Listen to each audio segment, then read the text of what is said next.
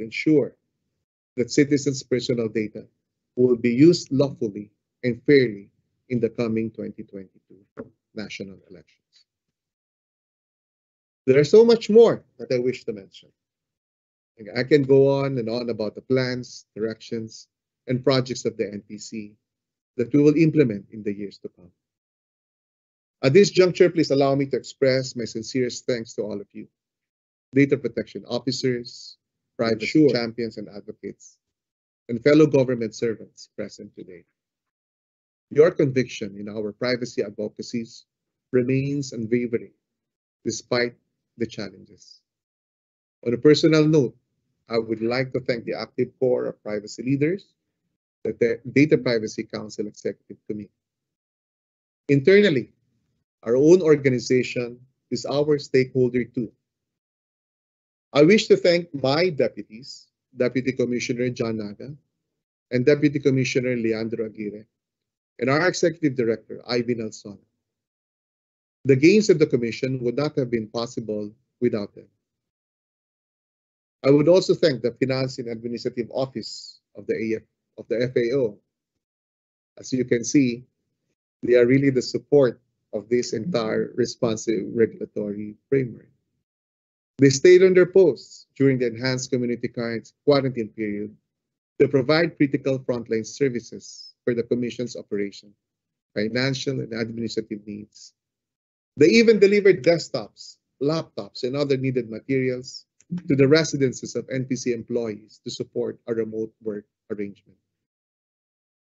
The FAO to this day oversees the disinfection of NPC premises and shuttle services to ensure a fully virus-free workplace. Thank you to you, FAO, and to all the NPC directors, chiefs, and staff. I know how much overtime you had to take last year, the many dinners with family you had to forgo to attend to the public. And I know this goes to a lot of data protection officers here too, serving your company to the fullest amidst, again, this very trying pandemic. Maraming salamat po sa inyo. Mabuhay po kayong lahat. We are at a critical juncture that is likely to have permanent implications on privacy, and so we have to be steady vanguards.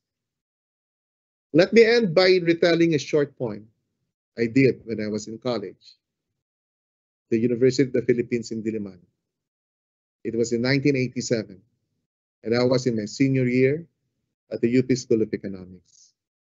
It was a year after People Power. Those times following EDSA were one of the most difficult. To those of you who are too young during that period, ask your parents about it.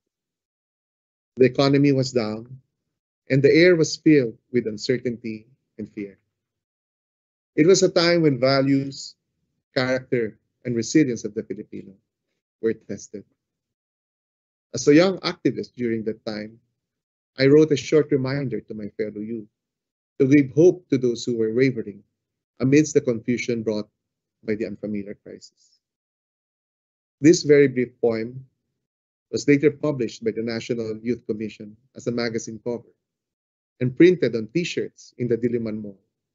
And it goes, "Let us not appear silly in our youth and grow old realizing everything was plain illusion. But let us age slowly with the knowledge that our commitment was right, and all is not lost." The events that unfold today will echo in the years to come, and the decisions we make today will define the privacy ecosystem of tomorrow. Age slowly and never waver because your commitment is right. As we tackle this Privacy Awareness Week, our pivot to digitalization amid the recovery, we look forward to a fruitful discussion on how we can best help data subjects, our people, navigate this time with renewed hope and commitment. Thank you very much.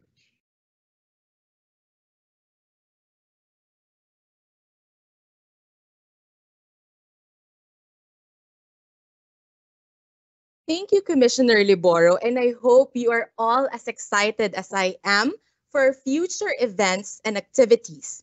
equally, I hope you're also very proud of the journey of the Philippines data privacy and protection regulation. We have really come a long way. But before we begin today's very exciting panel, we, we, we would like to look back at our past celebrations and events. Let us all watch this video.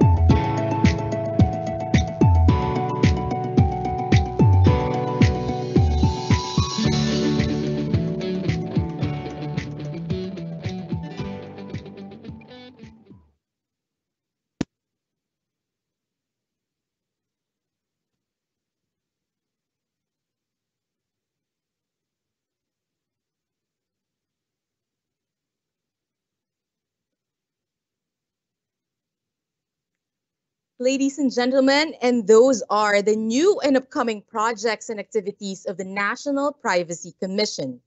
From its humble beginnings in 2016, the NPC evolved to be a results-driven and responsive regulatory authority with a high-performing team, working with utmost integrity, all with a shared goal of being an enabler and protector of the data privacy rights for the benefit of all data subjects in the country.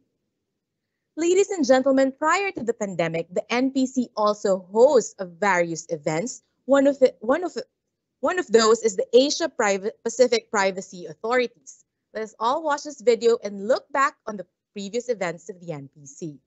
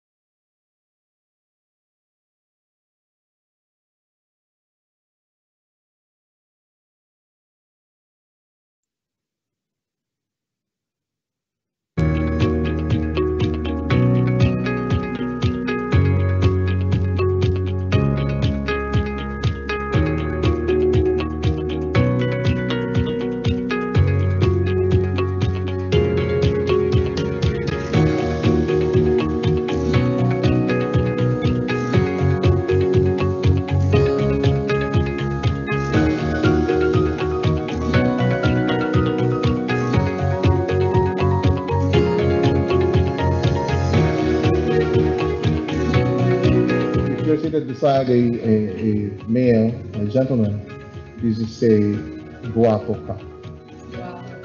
You're handsome. If you're seated beside a lady, tell her, maganda ka. You're beautiful.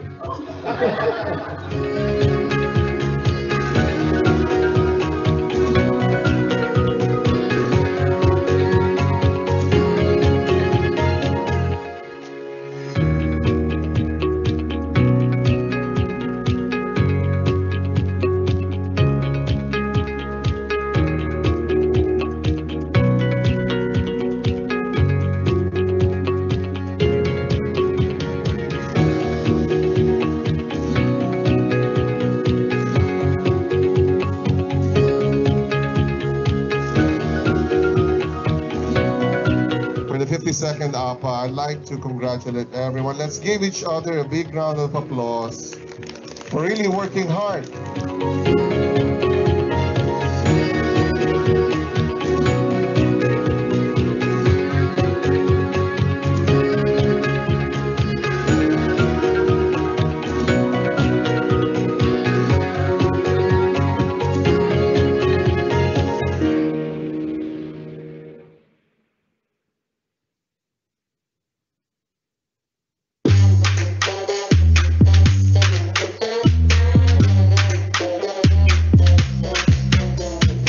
Good morning, ladies and gentlemen. On behalf of the entire National Privacy Commission, we thank you for being here today. Your being here is no accident. It is destiny, but one that is mandated by law, specifically the Data Privacy Act of 2012. You should always consider in maximizing the benefits, minimizing harm.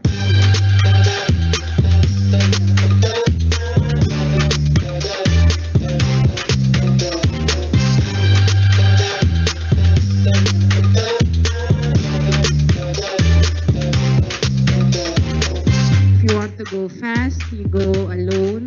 But if you want to go far, you go together. Describes the functions of a DPO. Don't worry, it's a lot of responsibility, but you are not alone in this work.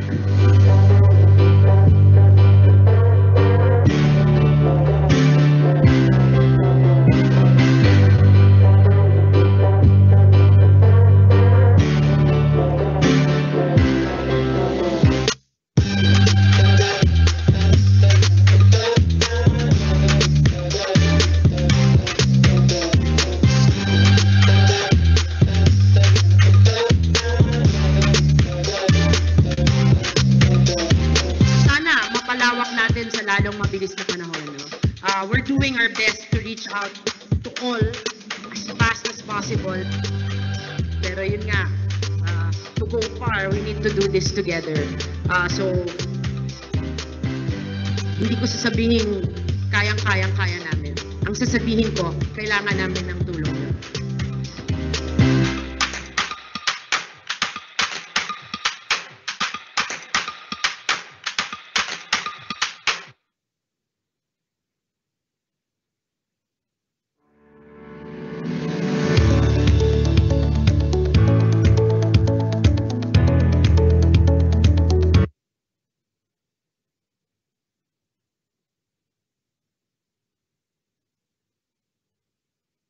All right, so I hope everyone you're also ready because at this point in our program, we will hear from our esteemed government leaders as we tackle the various privacy issues amidst the government's pandemic response.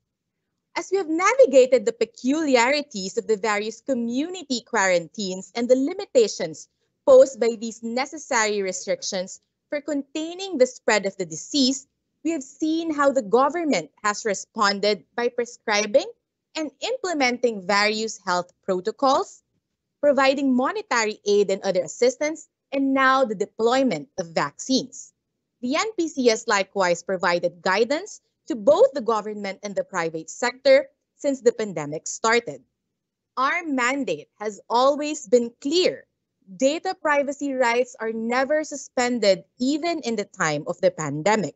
The NPC and the Data Privacy Act has never been a hindrance to the pandemic response.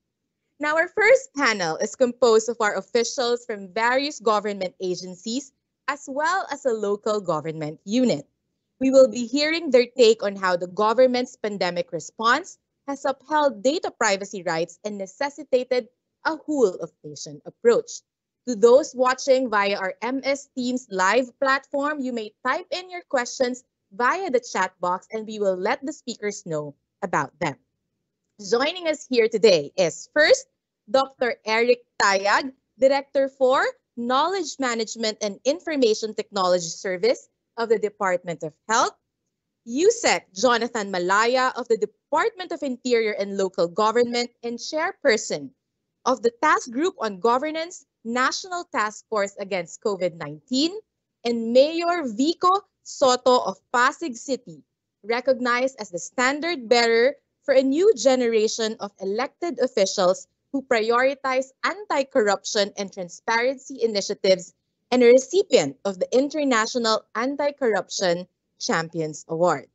Without further ado, may I first call our first panelist for this morning, Dr. Eric Tayag, to share his brief assessment on the Health Department's targets on surveillance, contact tracing, quarantine, isolation, and testing as part of the pandemic response.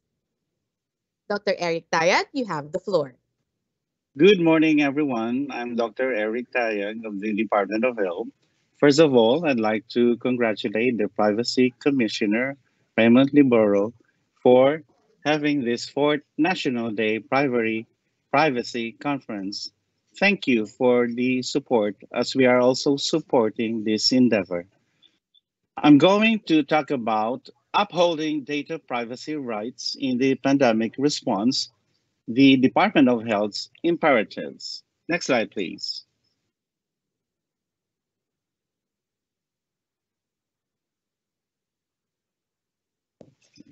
You know the drill. If you get infected, you should first know the symptoms. There's fever, there's cough, or this may be accompanied by shortness of breath. Then what do? we have to confirm if this is COVID-19 infection. And this requires testing. And while we wait for the test results, we go into quarantine. That's 14 days. We monitor our signs and symptoms, or somebody else's will monitor our signs and symptoms. And if we suspect because of the symptoms that happen in this period, we now should be isolated and seek treatment. And hopefully, we survive the COVID-19 infection. We have over 1 million cases, more than 20,000 deaths already reported by the Department of Health. And easily, while we have learned through these months in the pandemic, we still have to get grip of the fact that there are interventions that we have just to implement. We must contain, and all of us have been aware of the restrictions brought about by community quarantine. And now we're trying to achieve herd immunity through vaccination. The combination of containment, herd immunity, hopefully will bring us a safe return to normal. But wait, all these activities required digital health interventions. And so digital health interventions have the complications of breaching data privacy. Next slide, please. The Department of Health has anticipated data privacy concerns from these digital health interventions. And so on your screen, we bring you the legal basis for the processing of personal data. For example, 12E, the processing of personal information is necessary to fulfill the functions of public authority, which necessarily includes the processing of personal data for the fulfillment of its mandate. 13B and F is shown there that the processing of the same sensitive personal information is provided for by existing laws and regulations. For example, the laws on notifiable diseases. Can I have the next slide, please? Okay. How do we measure up to the basic data privacy principles that include transparency, legitimate purpose, proportionality, accountability? Transparency. When we launched the telemedicine platform in March last year, we made sure that the first thing a caller listens to is the privacy notice. For the legitimate purpose, we only make sure that this is aligned with the requirements of the Universal Healthcare Act and what I mentioned earlier, the Mandatory Reporting of Notifiable Diseases Act. Of course, the Department of Health will only get information from our citizens of what we need and not what we want, and that's proportionality. We have to make sure that for every indicator, data elements that we have to collect, that we need them rather than something we only wish for or what we wanted, but we would not need anyway. Accountability, we make sure that designing these digital health applications so that they will promote the digital health interventions required to support the COVID-19 response in the country is already privacy by design. Next slide, please. Now let's look at the policies that supported the COVID-19 response. We have guidelines on the use of telemedicine, for example, privacy guidelines on the processing and disclosure of COVID-19 related data, guidelines on the monitoring evaluation of the use of telemedicine, guidelines on the processing of ICT solutions provider endorsements, a template for data sharing agreements and processes for its accomplishments, and the dissemination of the National Privacy Commission's COVID-19 bulletin compilation. You're watching this conference as we broadcast, and the Department of Health made sure that these foundational policies are in place so there will be no room for confusion, disagreements, or misunderstanding. Next slide, please. But what about the data privacy policies for universal health care? Because we should also be aligned to it. So we issued guidelines on the implementation and maintenance of an integrated health information system. We never dreamt of any silos in our health information system. We just have to integrate them. What's the use of having silos when we cannot even make sure that we're working together on this? Then there are the guidelines on the implementation of telemedicine. We want to make sure that proper practice of telemedicine is something that is enshrined to all practitioners. That's why in the Department of Health, when we embarked on the telemedicine, we had several briefings for volunteers and making sure that even if this is a relatively new technology, addressing the disruption of health services in the country, the telemedicine will not suffer those from other technologies as well that have been introduced during this pandemic. And there are implementing guidelines for Section 31 of the Universal Care Act on the processing and submission of health and health-related data. Next slide, please. Now, we have been working closely with the National Privacy Commission. Sometimes we have Privacy Commissioner Raymond Libero working in detail with our team and with myself so that we make sure that we thread the platforms on data privacy. Here in the screen, we provide you with our current accomplishments. 73 out of 144 third-party proposals on ICT solutions were evaluated.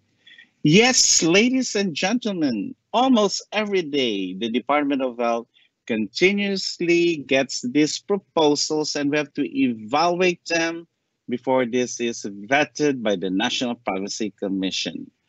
And we have 52 MOAs, DSAs, outsourcing agreements that we were able to review and finalize. The privacy impact assessments have been reviewed for 6 donated ICT technologies for our COVID-19 response. And we had to make sure that the volunteer physicians under our telemedicine program were provided the orientation on the Data Privacy Act. Next slide, please. More than that, telemedicine establishes what Data Privacy Act is all about. Aside from the privacy notice at the start, we at the Department of Health are committed that even third-party telemedicine providers will follow the rules, so that we had to do a sandbox implementation to make sure there are no breaches with personal information that is shared through this technology. Next slide, please. Yes, we have accomplished so much, and we feel that we are getting the support, the full support from the National Privacy Commission. That is why it encourages us to do more on policy and strategy, in retooling ourselves, and for compliance monitoring.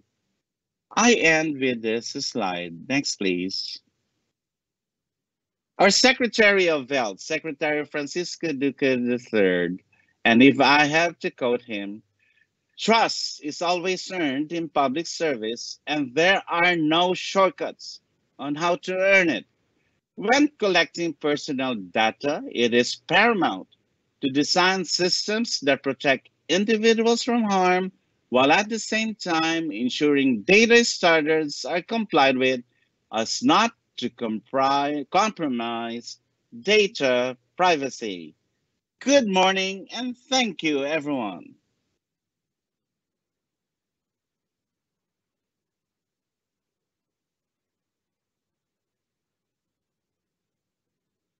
Thank you as well, Doc Tayag, for sharing DOH ICT initiatives and the digital health interventions of the DOH in the time of the pandemic.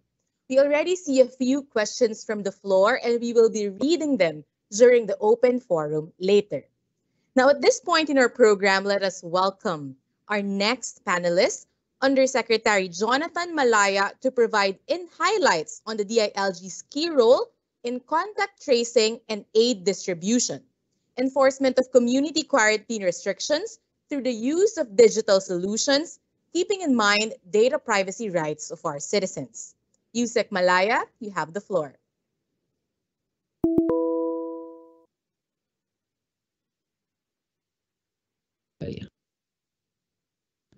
Yeah. Can you hear me now? Yeah. Thank you very much. Thank you in behalf of the Department of Interior and Local Government. I'd like to thank the National Privacy Commission, Privacy Commissioner Raymond Liboro, and the entire agency for inviting the DILG in today's conference. I have a presentation. Okay, so the invitation that I received from the commission talked about giving updates on the Stay Safe Philippines application. But I'd be happy to answer also questions about other matters within the jurisdiction of the department. But I will limit my presentation now to the invitation that was sent to me, which is about contact tracing. In particular, the use of digital contact tracing Stay Safe app, which was already donated to government through the DILG. So next slide, please. So going back, the Department of Interior and Local Government is part of the National Task Force COVID-19. In fact, Secretary Eduardo Año is the Vice Chair of NTF COVID-19, and we are chair of several task groups. And one of those task groups under the response cluster is Task Group Contact Tracing. And the contact tracing is led by Undersecretary Bernardo Florese of the DILG. Now, when we talk about contact tracing, there are two aspects to it. Number one is the manual contact tracing, which is done through volunteers, which is done through the Philippine National Police. This is essentially an effort done by individuals making calls, visiting close contacts of COVID positives. So that's why it's called manual contact tracing. It's a local effort, nationally supported. I mentioned local effort because contact tracing is essentially run by the local contact tracing task force, which is usually headed by the municipal or city health officer. And what the DILG does is to deploy additional personnel to augment the contact tracing efforts of our local government units. Now, on the side of digital contact tracing, in April of 2020, the National Task Force COVID-19 signed a MOA with Multisys, adopting Stay Safe Philippines as the country's official contact tracing, health conditioning, reporting, and social distancing system. Next slide. And there has been numerous IATF resolutions adopting Stay Safe as the official contact tracing app of the government. And because of these numerous resolutions issued by the IATF, finally, last month, on March 29, 2021, Stay Safe was relaunched and finally turned over to the department to unify our digital contact tracing efforts in the country. Let me emphasize that prior to the turnover of the app to the Philippine government, it was Multisys who was running the system. But now that it's been turned over to the department, the Multisys is now slowly turning over the system, and we are learning about it every day as we move forward. So we have on March 29 the formal turnover of Stay Safe to the Philippine government through the DILG. And as you can see in that photo, we have representatives from the Department of Health, the Department of Information Communications Technology, and of course the DILG. Next slide. So Stay Safe, even though it was just turned over to the Philippine government on March of this year, it's been in use already since last year. So we now have more than 3 million, almost 4 million individuals who are using the system, and 1,358 LGUs have also is utilizing the system, but some are using it more than others. The app users mostly come, of course, from the national capital region. Next slide. And among the LGUs that are using the Stay Safe system in Metro Manila is Caloocan, Muntinlupa, and other local government units, while many companies, including SM, McDonald's, and Jollibee, and most of the members of Task Force T3 also utilize Stay Safe. Next slide. But notwithstanding the fact that Stay Safe is there, we recognize and also acknowledge the different local contact tracing apps. That includes Pasig Pass, and I saw Mayor Vico today as one of the panelists, so I'm sure he will discuss how Pasig Pass is also being utilized in Pasig. We also recognize, of course, Valtrace, QC Pass, the one in Antipolo, the one in Mandaluyong, and all of these systems continue to operate because they are complementary to Stay Safe, meaning though Stay Safe is the national contact tracing app, in places where they have a local contact tracing app, like in Pasig, they can continue to utilize the Pasig Pass, and the intent is to integrate the data going into Pasig Pass and forward it to Stay Safe, meaning we will have a interoperable system, and that integration is now being worked at by the DILG and Multisys, the developer of Stay Safe. So therefore, those residents of Pasig and Valenzuela can continue to use their local contact tracing apps because they will also be integrated to Stay Safe. Next slide.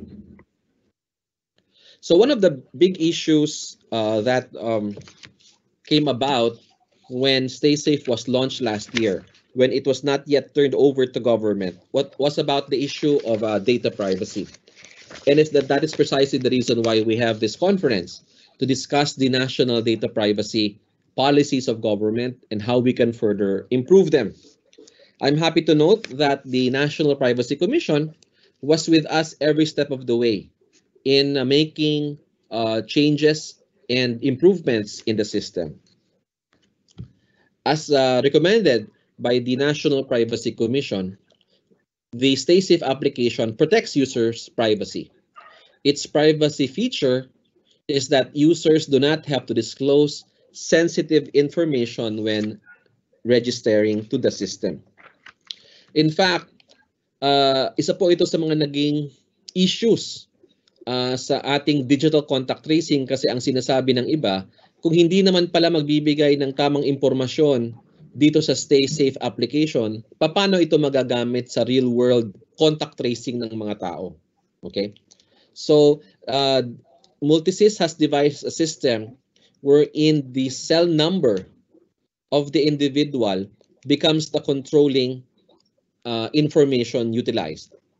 Because yun pong ating mga datos na nanggagaling sa Department of Health of COVID positives, they also have cell phone numbers. So yung cellphone numbers ng mga COVID positives are integrated and utilized by the Stay Safe app. And whenever that cell phone number is flagged by the Department of Health, then the system recognizes that person as positive. At magagamit na natin ngayon yung sistemang yon sa contact tracing. Next slide. One of the features of Stay Safe is that users are asked if they are feeling any of the COVID-19 symptoms. And ang maganda dito is that the system will prompt you, and the system will also prompt the establishment that if, for example, linagay mo severe condition ka sa iyong sistema, sa iyong app, and yet pumunta ka pa rin, lumabas ka pa rin ng bahay, once you enter an establishment and you are required to scan the Stay Safe QR code, and you yourself registered yourself as feeling a severe condition, hindi na po kayo papapasukin doon sa building na gusto nyong pasukin.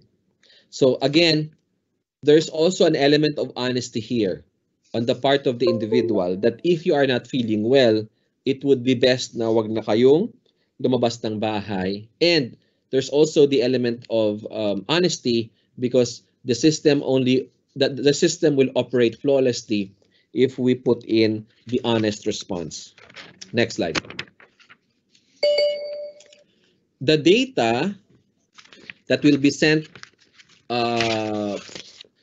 that is generated by Stay Safe, is sent to a heat map. And the heat map is reflected in the platform's administrative dashboard, as we can see here. Next slide. So all of these features that we see here is in compliance with the recommendations of the National Privacy Commission as provided in RA 10173 or the Data Privacy Act. Next slide.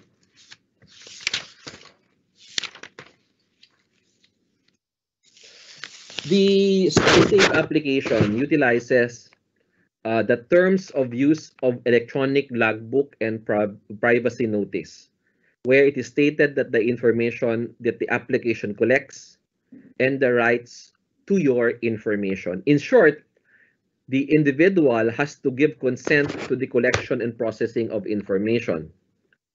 But the terms of use is just for record purposes, to keep track of the people coming in and out of the premises, and for a quick contact tracing program. The information collected is stored in a secured database repository, which is used for a limited time only. Users' data are deleted every 30 days.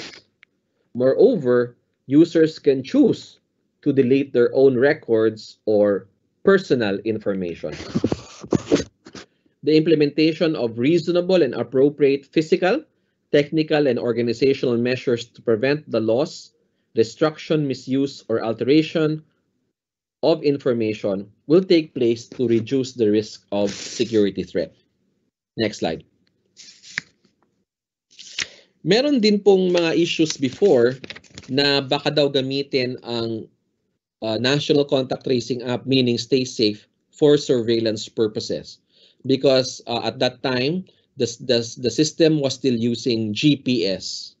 So as a result of those concerns, Stay Safe now cannot be used for some surveillance because it no longer uses GPS technology. Instead, it uses Bluetooth technology through the GAN, or the Google Apple Exposure Notification System.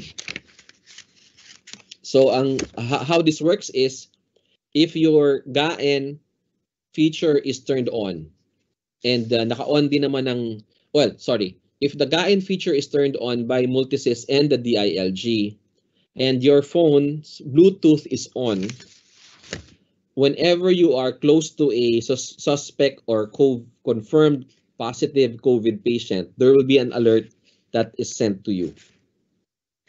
Stay Safe also has a digital logbook that is contactless and paperless to eliminate the manual health check forms being accomplished by visitors in an establishment.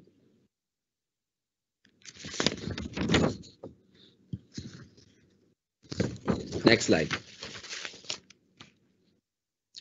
The LGUs can also utilize the Stay Safe app for them to generate heat maps showing COVID-19 hotspots in their areas. Next slide.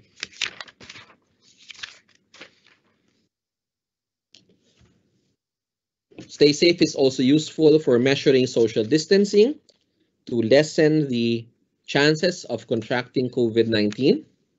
Next slide.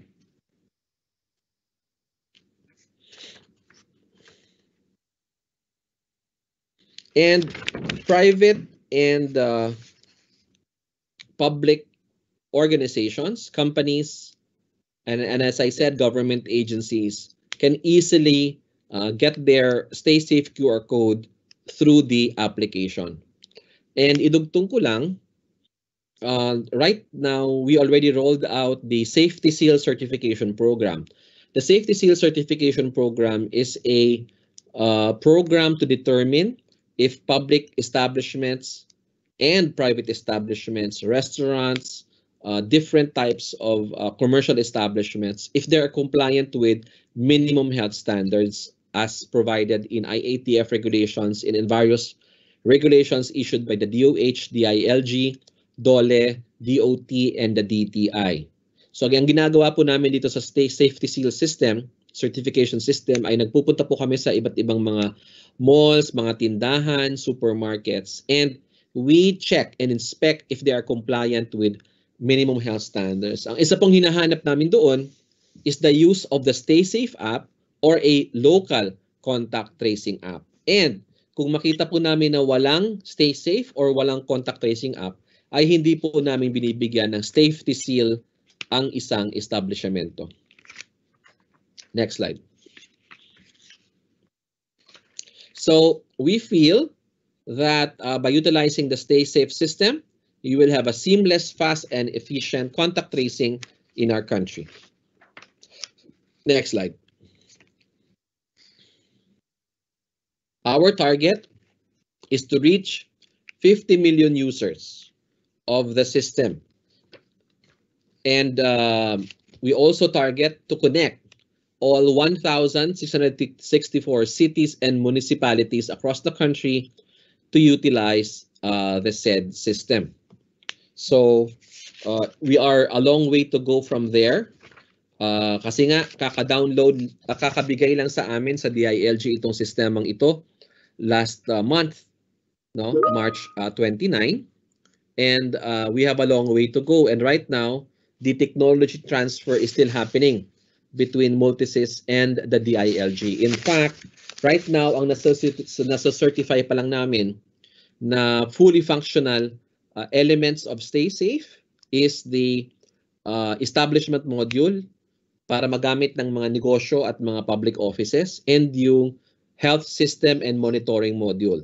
The other modules are still being improved by the DILG, and I hope that once all of the aspects of Stay Safe are improved and fully utilized, we will be able to promote it and have it utilized by a majority of our countrymen.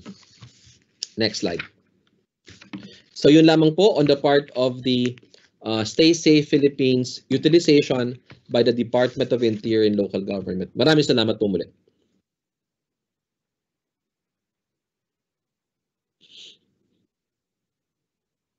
Thank you. Thank you as well, Yusek Malaya, for discussing the features and goals of the Stay Safe application. I'm sure some of the questions of our viewers were already answered by Yusek's presentation.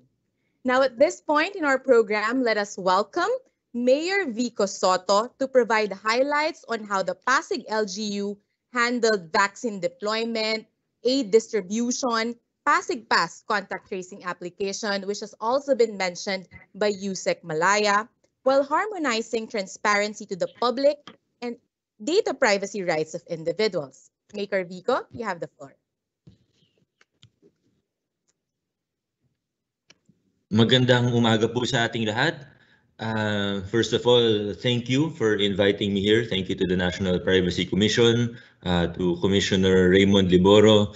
Magandang umaga din po sa aking mga co-panelists, kay Dr. Tayag, who had a very informative presentation earlier, and as well as USEC Jonathan Malaya, we've been working very closely with the DILG and USEC Malaya, and they've been really instrumental to our success as well. They've been very helpful. And now, as he mentioned, Pasig Pass has actually been integrated with Stay Safe. So we're looking forward to the smooth implementation of that as well. So I'm here to discuss our digital contact tracing solution. Pasig Pass. Some of you might be from Pasig, and if you are, then you probably have Pasig Pass. If you're like me, you have it in your lock screen in your phone. Other people like to print it out and then have it in their IDs and everything else. But I'm not going to discuss the technical details so much. My presentation here is ako ba may control nung slide or hindi? Hindi. Okay, so possible ba na ako mag-control ng slides? Or sila Anyway, so I'd like to discuss more of the challenges and the situation that led to the implementation or the development of Pasig Pass. Obviously, when it comes to contact tracing, number one, we know how important contact tracing is for an effective COVID response or anti-COVID response. We know how important contact tracing is in order to have all of your other healthcare interventions in place. That's one of the first things that we need to get in place. But initially, as we are very familiar with, initially all of the contact tracing being done in our city and probably the entire country was primarily manual. You go to a mall, if you go to a grocery, you have to wait in line outside. You fill out a form, you fill up a form, and then you put the form inside the box. Now the problems with that, number one, it causes a longer line. There's a hygiene concern. If you borrow each other's ball pens, you put it inside the box, you might touch the box. But number two, and probably more importantly, where does this information actually go? In all likelihood, it will just stay inside that box, will be stored in some room, and then we will never hear from, we'll never see those contact tracing forms again. So it's not a very efficient system. And number three, and with regard to privacy, we noticed that, or we quickly saw, there were many reports that there were actually a number of privacy breaches. Some of the forms were sold to private marketing firms or wherever. Some of the data was stolen. People started reporting that, marketers were texting them, scammers were texting them. And the only place they gave their number was in a contact tracing. They filled up a contact tracing form in a grocery or in a mall or in some other establishment where contact tracing was done manually. So we started researching, we started studying different contact tracing solutions, and we saw that we heard that Valenzuela was developing a contact tracing app. Now it's called Valtrace. At the time, it was still being developed. And so we looked at what they were doing, and we talked to the developer as well. Valenzuela, the LGU also helped us with this. And so we started developing our contact tracing app. And really the advantage of this, number one, it's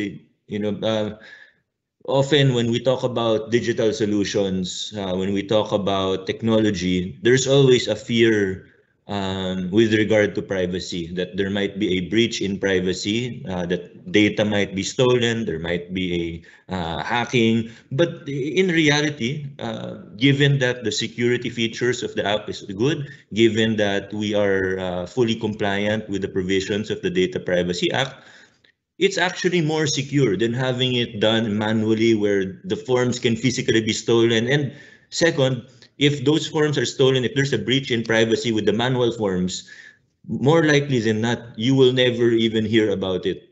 Or if you hear about it, there's no way to catch the perpetrators. There's no way to find out where the information has gone, who has who breached the system, who stole the information, who stole the forms. And so it's very difficult. Yung management may kasalanan, yung security guard ba yung may kasalanan, o baka naman binigay lang talaga ng client or customer sa ibang tao yung impormasyon niya. But with a digital solution, we're able to safeguard against these things. We're able to have the proper grade of encryption. We're able to comply with the Data Privacy Act. We're able to limit who has access to the data. We make sure that we only look at the data when it's absolutely necessary for contact tracing. And so in October 2020, we launched the Pasig Pass as a module of the Pasig Health Monitor. I think that's a very important point to make here, that the Pasig Pass isn't just for contact tracing. It's actually part of a larger healthcare IT system that we have called the Pasig Health Monitor. And we're able to use this not just with contact tracing, but in service delivery, until vaccination deployment, until monitoring of who has been vaccination, but not just for healthcare. Actually, we're also able to use Pasig Pass for, until December 2020, we used it for faster distribution of pamaskong handog. It enabled us to go down. And one good thing is that the COA actually accepted the use of Pasig Pass for delivery receipts. So that was very good, and it really helped us a lot. In January, we integrated Pasig Pass to our vaccination plan, and we're using it right now. So if you've been vaccinated in Pasig, you know that in order to be vaccinated, you need the Pasig Pass. You use Pasig Pass at all of the steps in the vaccination process. And the good thing also is that it will be the records, the vaccination records are actually integrated into your QR code, into your Pasig Pass, which means, that opens up a lot of possibilities for the future. For instance, let's say an establishment would require, let's say the IATF requires that for a certain activity, you need to be vaccinated. You don't need to download any other software. You don't need to develop any other app or program. Just using Pasig Pass alone, once you scan your Pasig Pass QR code, the establishment could see if you're actually vaccinated or not. So this is just a possibility that it hasn't been used yet, but it's already integrated. It's already in the program that we have. It's already in Pasig Pass, and the potential is already there. More recently, just this month, we have been working with NEDA. I think Secretary Carl will be a speaker also later on today. And I just want to thank Secretary Carl for reaching out to us and for initiating with the Asian Institute of Management, and the Aboitiz Foundation has also been helping us to pilot test a automated contact tracing via SMS notification. This is really good because it allows us to do contact tracing faster and more efficiently. But even beyond that, it allows us to do so many things with the data. It allows us to explore data analytics. It allows us to explore, present the data in different ways, such as heat maps, extracting potential super spreaders, so on and so forth. This has actually been mentioned by the IATF in resolution 116. I think it should be 116, not 16. IATF resolution 116. If you read the resolution, this pilot project with NEDA is actually mentioned there. If we could go to the next slide, please. Okay, so right now we have 2,612,000 citizens who are registered with Pasig Pass and have their QR codes. This includes non-Pasig residents. Obviously, the official population of Pasig is only around 800,000 to 900,000, but we know our real population, including including renters and sharers and people who are might be considered as migrants who work in Pasig temporarily, transients, and everyone. We're probably well above 1 million people in Pasig. But obviously, not everyone who shops in Pasig is from Pasig. Not everyone who works from Pasig lives in Pasig. So we have around 2.61 million unique registrations in our system. For the merchants or the establishments, the business establishments and other establishments, we have almost 4,000 unique logins. So these are the active merchants or active users for the establishment side. We don't actually require every single establishment to use Pasig Pass because, for example, halimbawa, meron tayong karinderya, isa lang naman yung ano niya, siya lang naman mag-isang nagluluto at nagmamanage ng lahat. Parang napaka-burdensome naman yun para sa business owner na yun.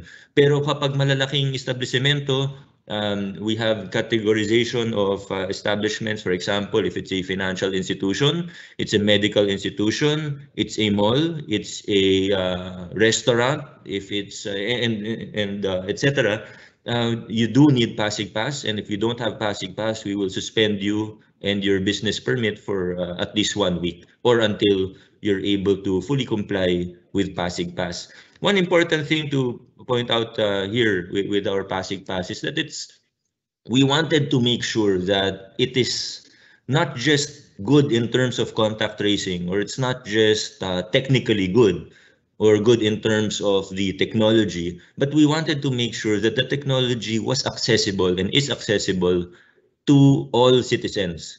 It should be accessible to people with smartphones, but it should be also equally accessible to people without smartphones. And so we don't require that you have your smartphone when you go around. You just need the QR code. And this can be printed on a piece of bond paper. It can be laminated into an ID. You can be as creative as you want as long as you have that QR code. Also, I forgot to mention when it comes to vaccination, when we print your vaccination card, the QR code is there, and it's actually the same QR code as your Pasig Pass. It is your Pasig Pass QR code. So you could actually use your vaccination card already when you go to different establishments. And again, to make sure that it's not counterfeited, to make sure that it's legitimate, that it was actually issued by the city, and it's incorporated into the system as well, and it can be seen through the Pasig Pass scanner. Okay, so next slide, please. Okay, so just to wrap up, the key insights that we've had, or the key takeaways that we've had from the Pasig Pass and our implementation since last year is that number one, we need our contact tracing, and not just contact tracing, but all our systems, all our technologies, if we really want them to be used at a wider scale, they have to be inclusive. Ibig sabihin, dapat hindi kailangan na may pera ka para makabili ng smartphone para gamitin itong Pasig Pass. Safe, secure, compliant to the Data Privacy Act, and again, we limit who gets access to data. We're very close to paranoid in terms of protecting the data, making sure that it's safe and secure so that we don't have any data breaches. And again, we comply with all privacy requirements, recognizing that privacy is a fundamental right. It's in real time. That means we're able to work faster and more efficiently. Contact tracing has been very difficult for LGUs. We don't have the best ratio. If you talk about 1:37 as being the ideal ratio, definitely we are not able to reach that. But if not for Pasig Pass, we would have even a more difficult time. So again, the Pasig Pass, and we're working on an algorithm right now to speed things up a little bit and to make contact tracing more efficient. The pilot test that I mentioned earlier, we were actually able to look at 1,000 potential close contacts that were automatically generated using the algorithm developed by NEDA and the Asian Institute of Management's data analytics team. So those are just some of my insights and takeaways from our implementation of Pasig Pass. Thank you again for inviting me. Let's all continue to work together to fight COVID-19. But of course, we have to make sure that everything we do and that the technologies that we introduce and implement across the city should be compliant with the Data Privacy Act and should be safe and secure for everyone to use as well. Maraming salamat po. Good morning again to everyone.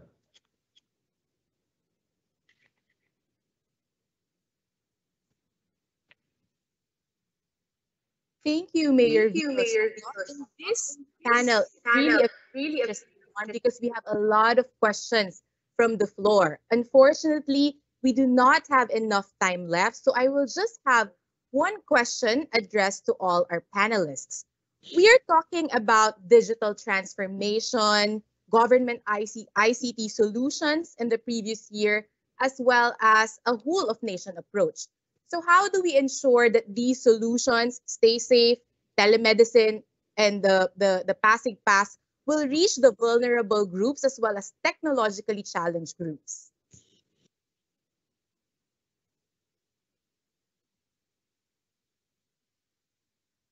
Can answer first, Doc Tayag, Yusek Malaya, or Mayor Vico? Si Mayor Vico. Sige po. Mauna, sir. Good morning, Mayor. Good morning, Useg. Morning, Hi, Good morning, everyone. Doc Tayag. Just like I mentioned, we want to make sure that the technologies that we introduce, to help combat COVID-19 and really any technology that we're using for service delivery and any government service, we want to make sure that it is accessible to everyone.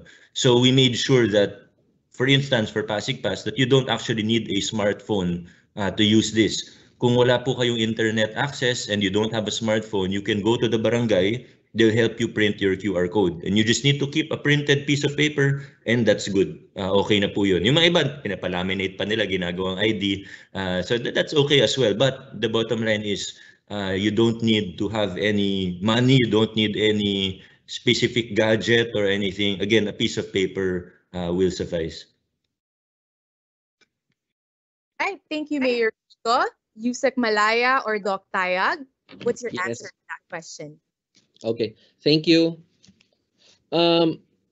It's really a challenge, no? Really a challenge to government when we utilize technology. When we have vulnerable sectors, so we do not have access to that technology. No, to be honest about it. But as mentioned by Mayor Vico, we try to make adjustments. So that's right.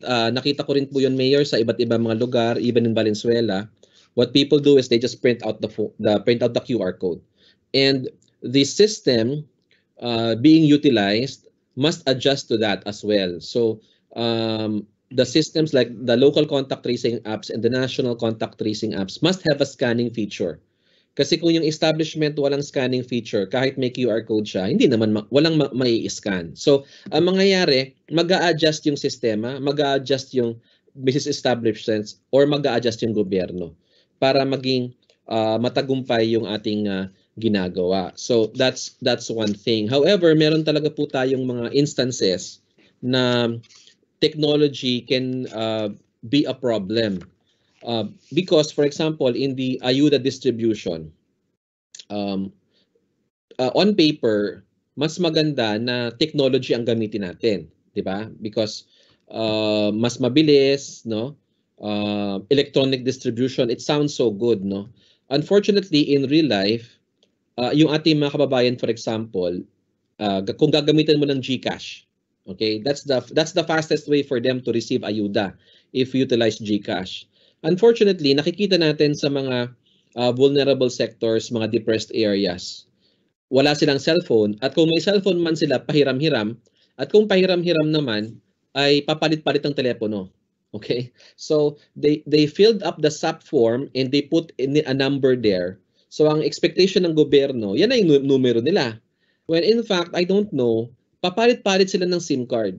Siguro may pinagtataguan, Mayor. Hindi ko alam kung bakit ganon. So, noong papadalhan mo na sila ng pera, hindi mo na maipadala yung pera because the number is no longer valid. So, pag ganon, you will have to make adjustments again and go through the traditional route na ipapadaan mo sa barangay. Kasi that's the fastest way and that's the most efficient way na maipadala mo within the given time. No, alam natin na gano'n, no. So, ang sinasabi ko, the use of technology is good for the middle class. It's good for the upper middle and the mayayaman. Tayo dito, for example, mga data privacy officers and all of us in government, madalas tayong mag-order sa Grab, sa Lazada, sa Shopee, no? Yan ang shopping natin sa panahon ngayon. So, it's very efficient, it's very effective. But once you start dealing with the vulnerable sectors, then the limitations of technology start to limit what you can do, and you will have to make adjustments. But meron ako nakikitang silver lining dito. We are now rolling out the national ID system. In fact, during the height of the pandemic last year, we first identified 32 provinces. Kahit hindi namin ma-roll out sa Metro Manila dahil nga ano tayo rito, naka MECQ, tapos nag-ECQ and GCQ. So we're very worried about mass gatherings. So we were able to launch it in 32 provinces, and here in Metro Manila, nag-roll out na rin tayo. So we're doing it in Manila City, in Valenzuela. I am sure we're also rolling it out in Pasig. Pero meron lang konting delay tayo rito dahil yung mga lugar kung saan tayo supposedly magkakaroon ng registration ng national ID ay ginagamit ngayon para sa bakuna.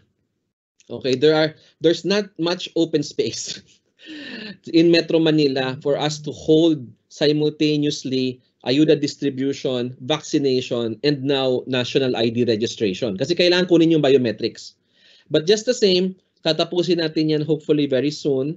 And then pag meron na po lahat ng tao, national ID, that national ID comes with financial inclusivity. May kasama po yung land bank account. Okay? Automatic yan.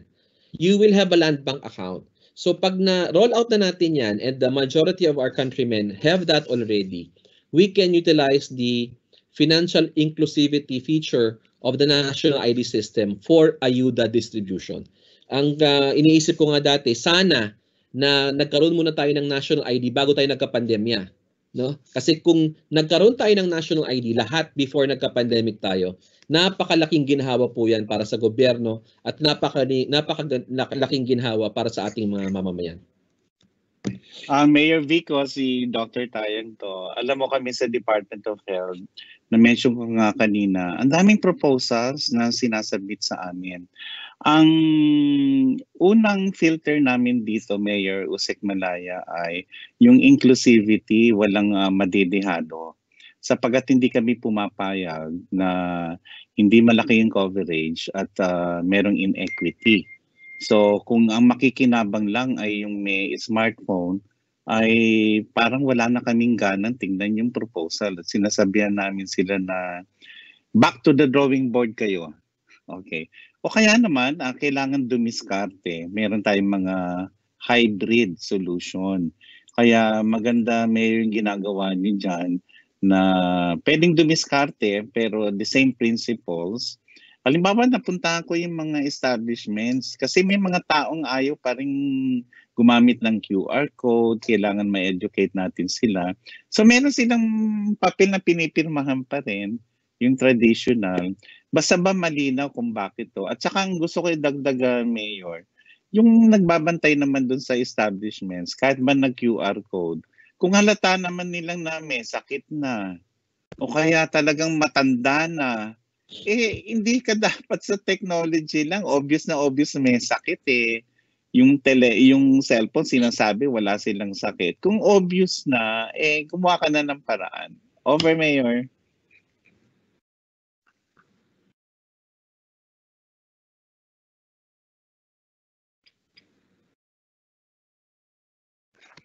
Naka-mute po yung host. Naka-mute yung host natin. Yes, thank you. Thank you for that. Yun, okay. Ayan. And it is good that Yusek Malaya also mentioned the national ID system because that is our next panel after this one. So you may stay and watch the presentations as well for the PhilSys. So we still have a number of questions from the floor, but that is all the time that we have. We will collate the questions and try to respond to them accordingly. To our panelists, Mayor Vico, Doc Tayag, and Yusek Malaya, the National Privacy Commission thanks you. And you're very, very grateful to have with you in this panel. So patok na patok po yung panel na to, and sorry we don't have enough time. So we welcome any future collaborations with you towards our road to recovery. Thank you. Hi, Mayor. I hope to visit Pasig and use the Pasig Pass.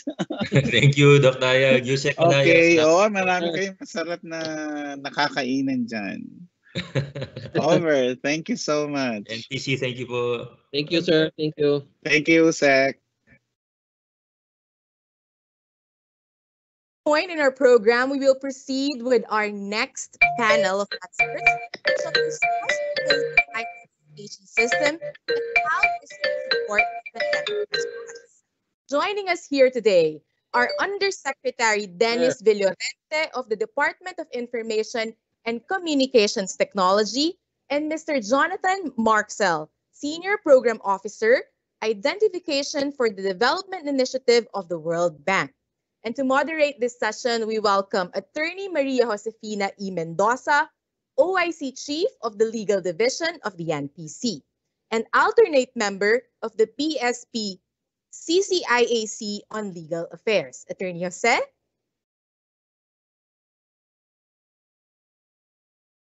Thank you, Attorney Joan, for the introduction. The NPC has worked hand in hand with all the involved agencies for the successful realization of the National Identification or the Philippine Identification System.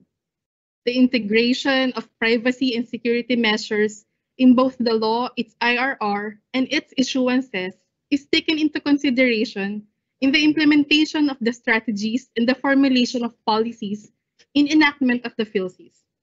Most importantly, keeping in mind the registered person's right to privacy. As you may know, this is a foundational ID that has been designed with data privacy in mind. The NPC considers the PhilSys and all related matters as a key privacy theme for 2021. And hence, we have this very timely panel discussion a month after the start of the online registration for the PhilSys. Without further ado, may I call our first speaker, the Undersecretary of the Department of Information and Communications Technology, Undersecretary Dennis Villorente, to provide insights in the PSN tokenizations and principles for ceding to reliant parties. Yusek Dennis, you have the floor.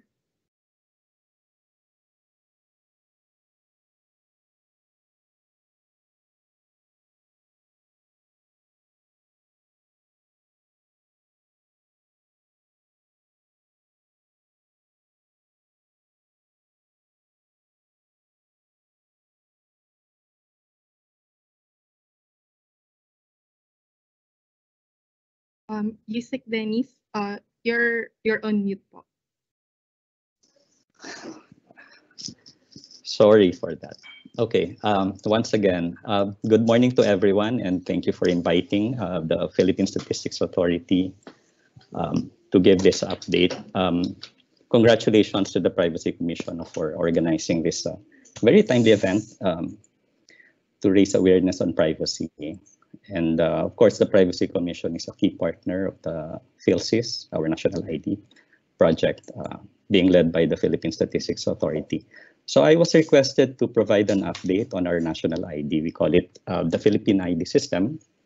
And I will talk about the role of PhilSys in our national development and pandemic response in particular, and how we have put in place the use of tokenization, specifically to protect the digital identity of our citizens. Next slide, please.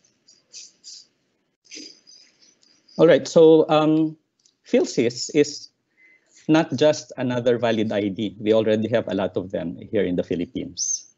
It's a platform that will provide secure, digital and interoperable facility to allow service providers, both from government and the private sector, to securely and instantly verify their client's identity with high assurance, and to build, of course, applications on top of this so that they can provide easier, more efficient services to citizens. It uses application programming interfaces and technology to do this. So as a platform, you can build a lot of things on top of this with the following objectives. One, to increase access to, as I mentioned, services, including digital services, by providing the ability for service providers to identify their clients using a universally available ID. So the ID is available and will be issued to all Filipinos, whether here in the Philippines or abroad, as well as resident foreigners. Second, with this, we will be able to reduce fraud by cleaning up databases of persons, both in government agencies, held by government agencies, as well as private companies such as banks, our telcos, and so on, to be able to reduce or eliminate duplicate entries, as well as fictitious records. And then third, by using this ID, we promote ease of doing business, reducing paperwork. So it allows delivery of fully digital services. Identity being, of course, one of the first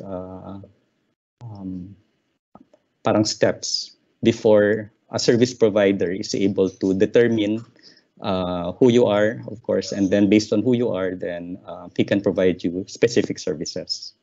Next slide.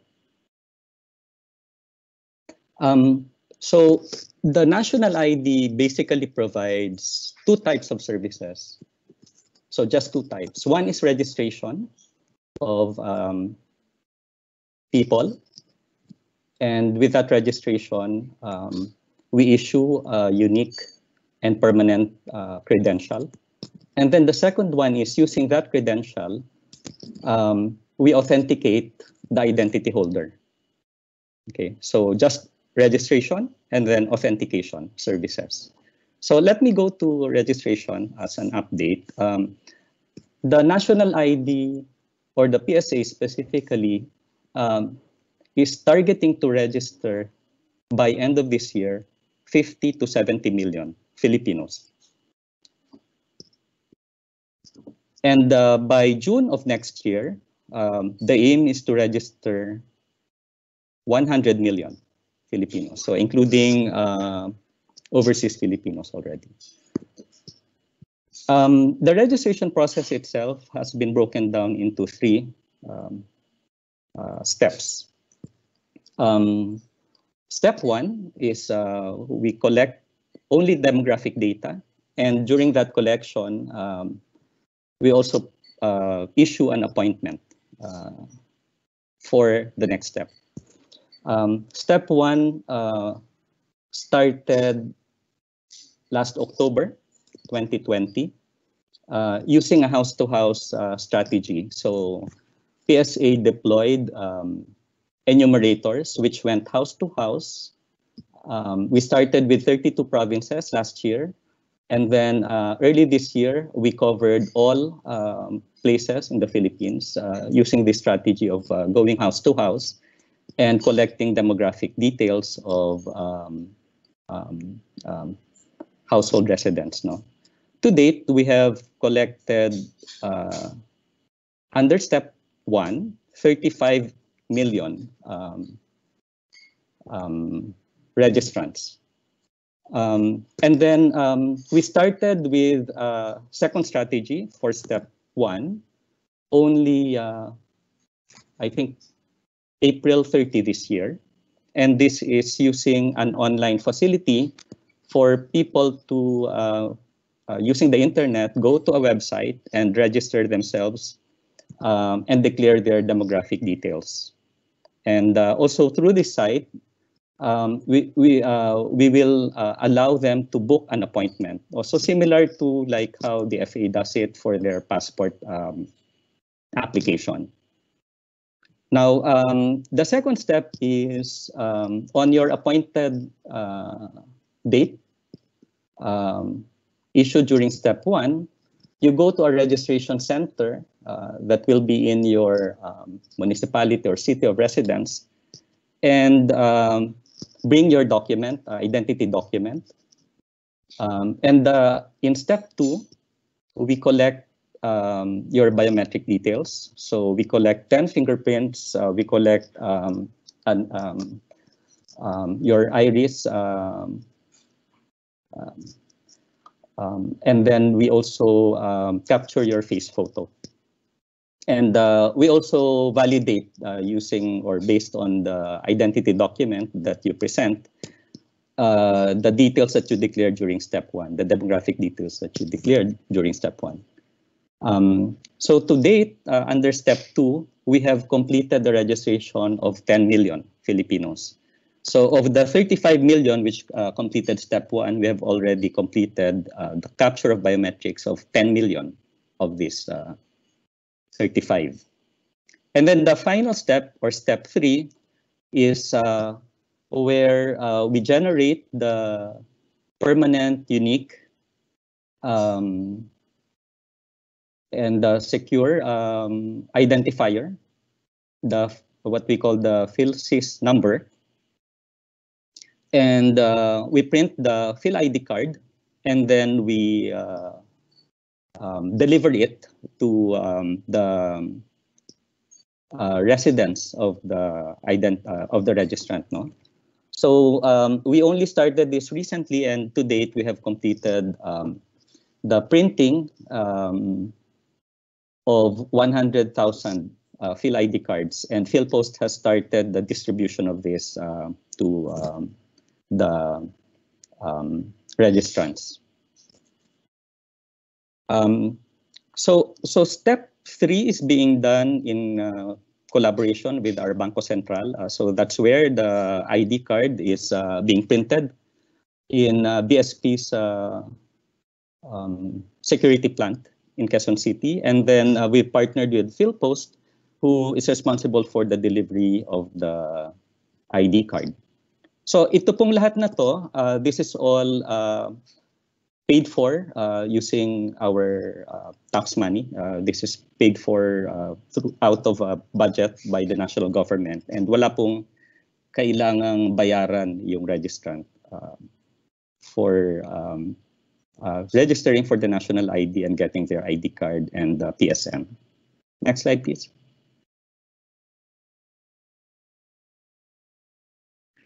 All right.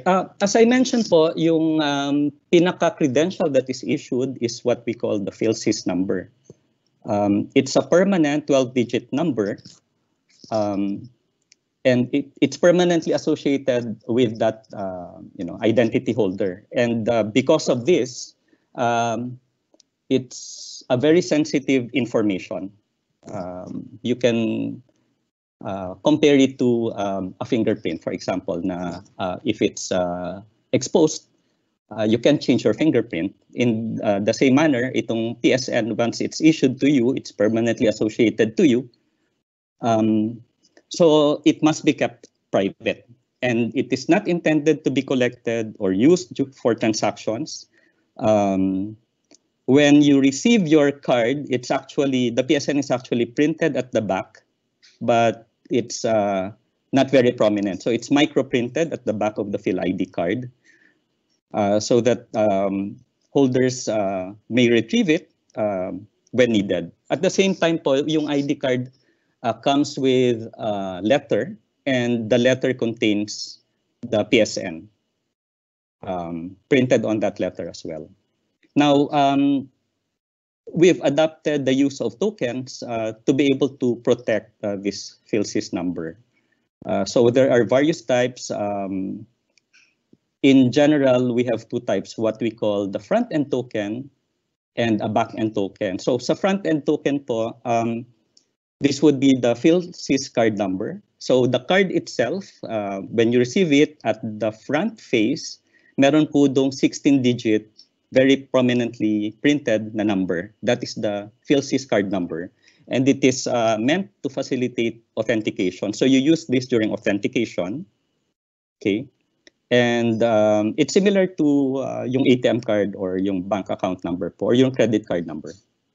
And then identity holders can also go later on to a site using a mobile app also to be able to generate what we call an alias PSN, which is meant again for authentication. It can be a limited time use or very specific use for authentication for specific transactions.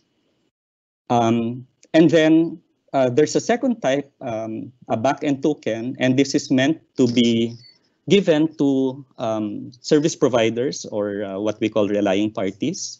And that is what they can record in their registries naman po, to be able to associate people that they have records of, to be able to associate this identity holders in their own registries with the PhilSys record. Next slide, please.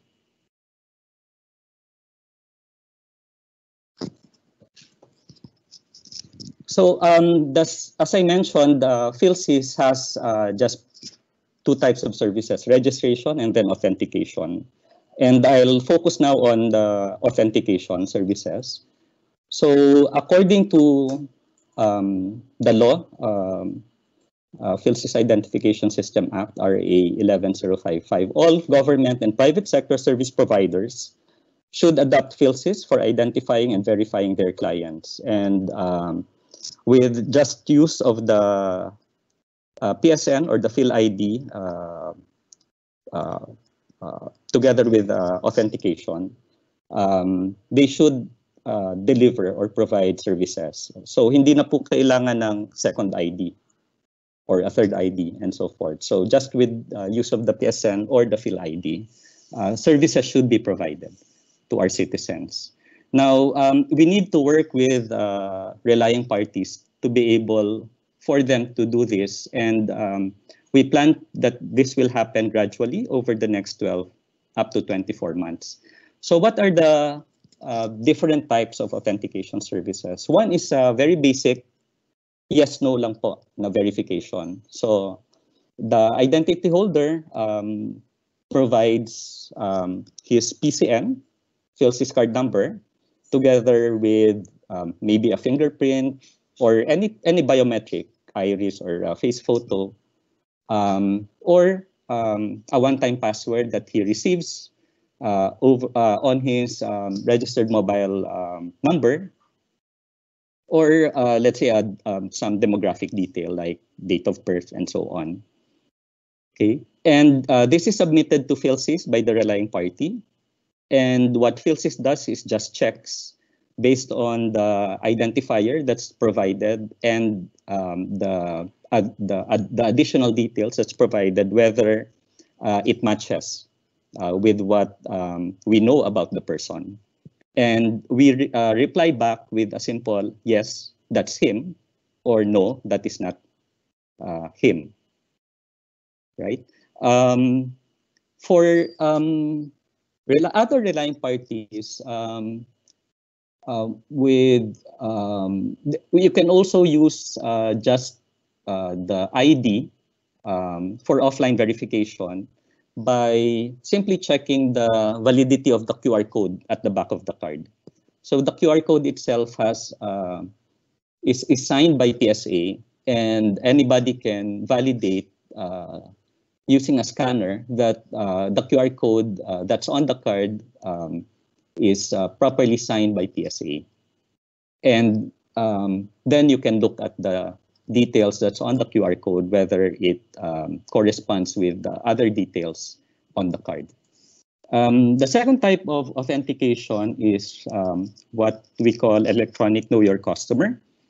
Here, you authenticate first, and then based on successful authentication, and if the specific relying party is so authorized, he can get some specific data attributes from PhilSys.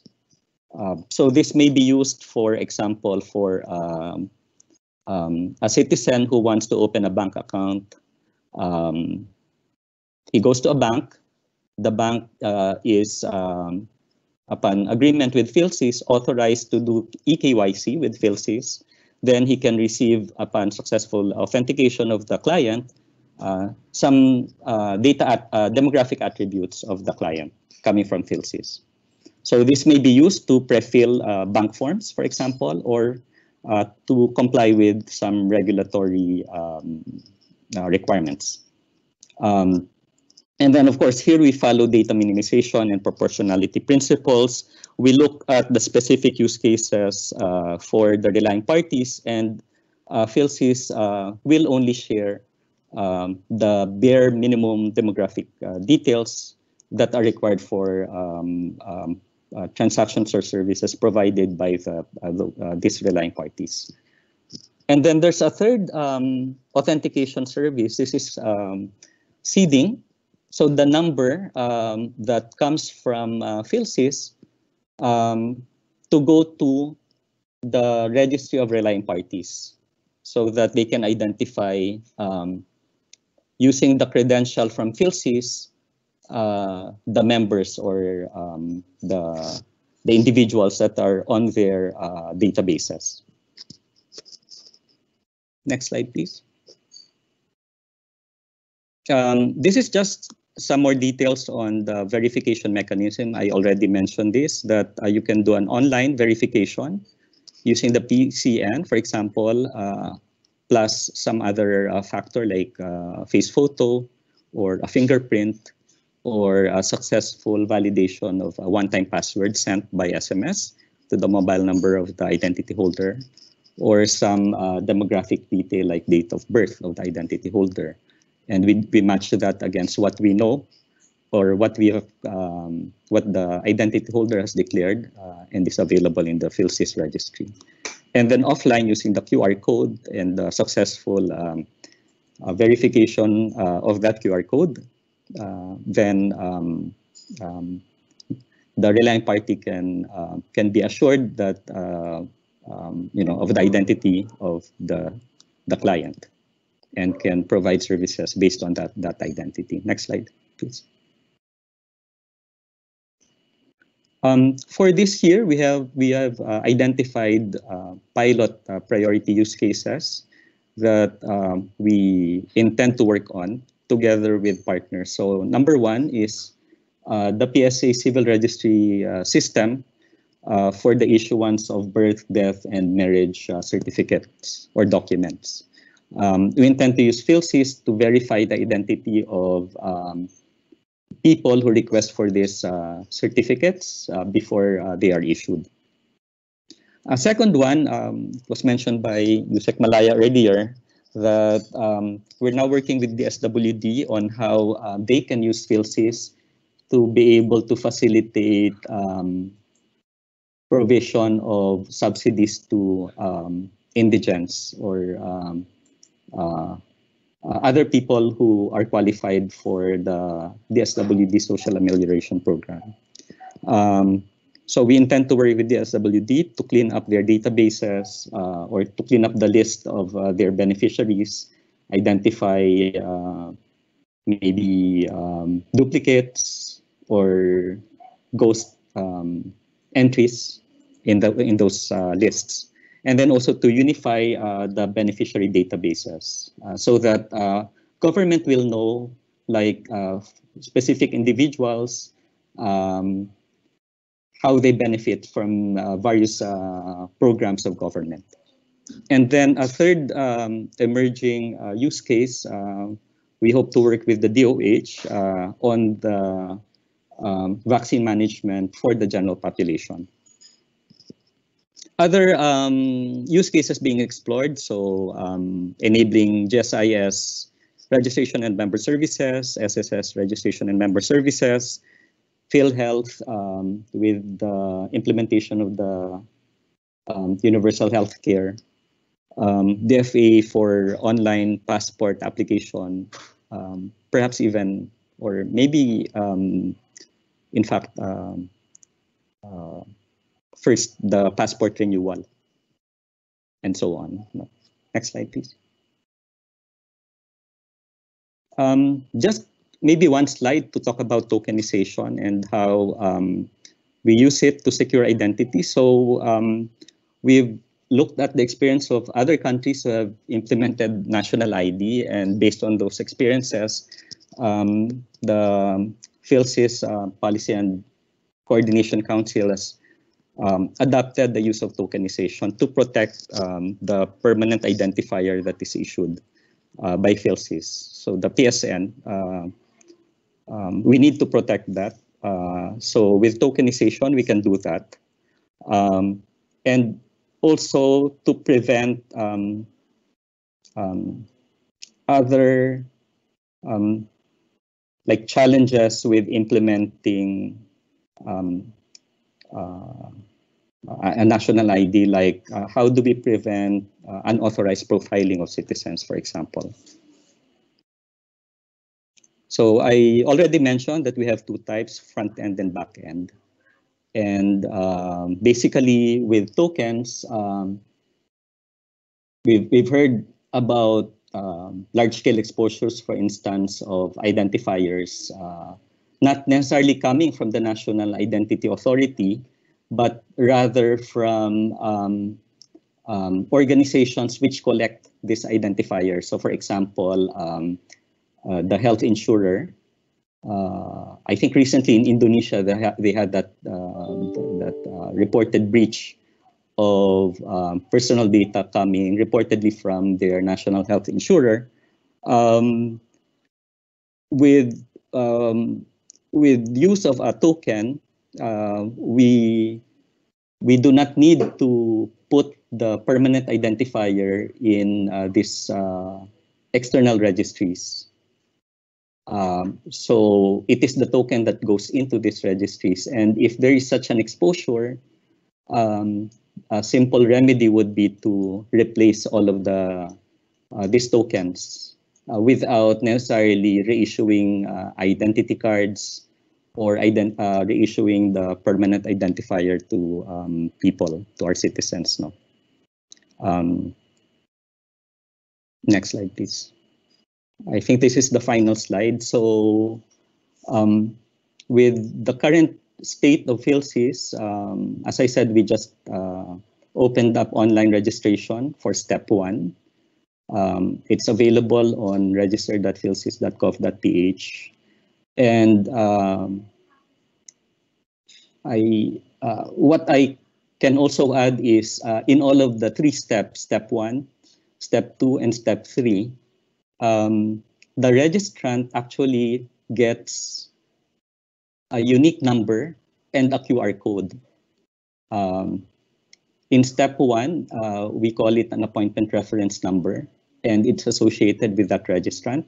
In step 2, we issue a tracking reference number, and again, that's associated with the registrant. And in step 3, with the issuance of the PhilID card, the QR code is printed at the back of the card, and that is associated with the registrant. So from the very start, step 1, there is actually a QR code and a unique identifier already issued to registrants. So we intend to scale up our step 2 and step 3 operations to be able to meet our target of registering 50 to 70 million of our citizens by end of this year. Working around the challenges of lockdowns because of the still ongoing pandemic. We intend to set up in all municipalities and cities step 2 registration centers so that we'll have local presence for continuous registration. And then, as I mentioned, towards the end of this year, we intend to pilot, evaluate, and improve PhilSys-enabled authentication services and use cases to test performance. And then we continue to engage both public and private sector organizations so that they can begin to plan for adoption of PhilSys for their own, improved service delivery.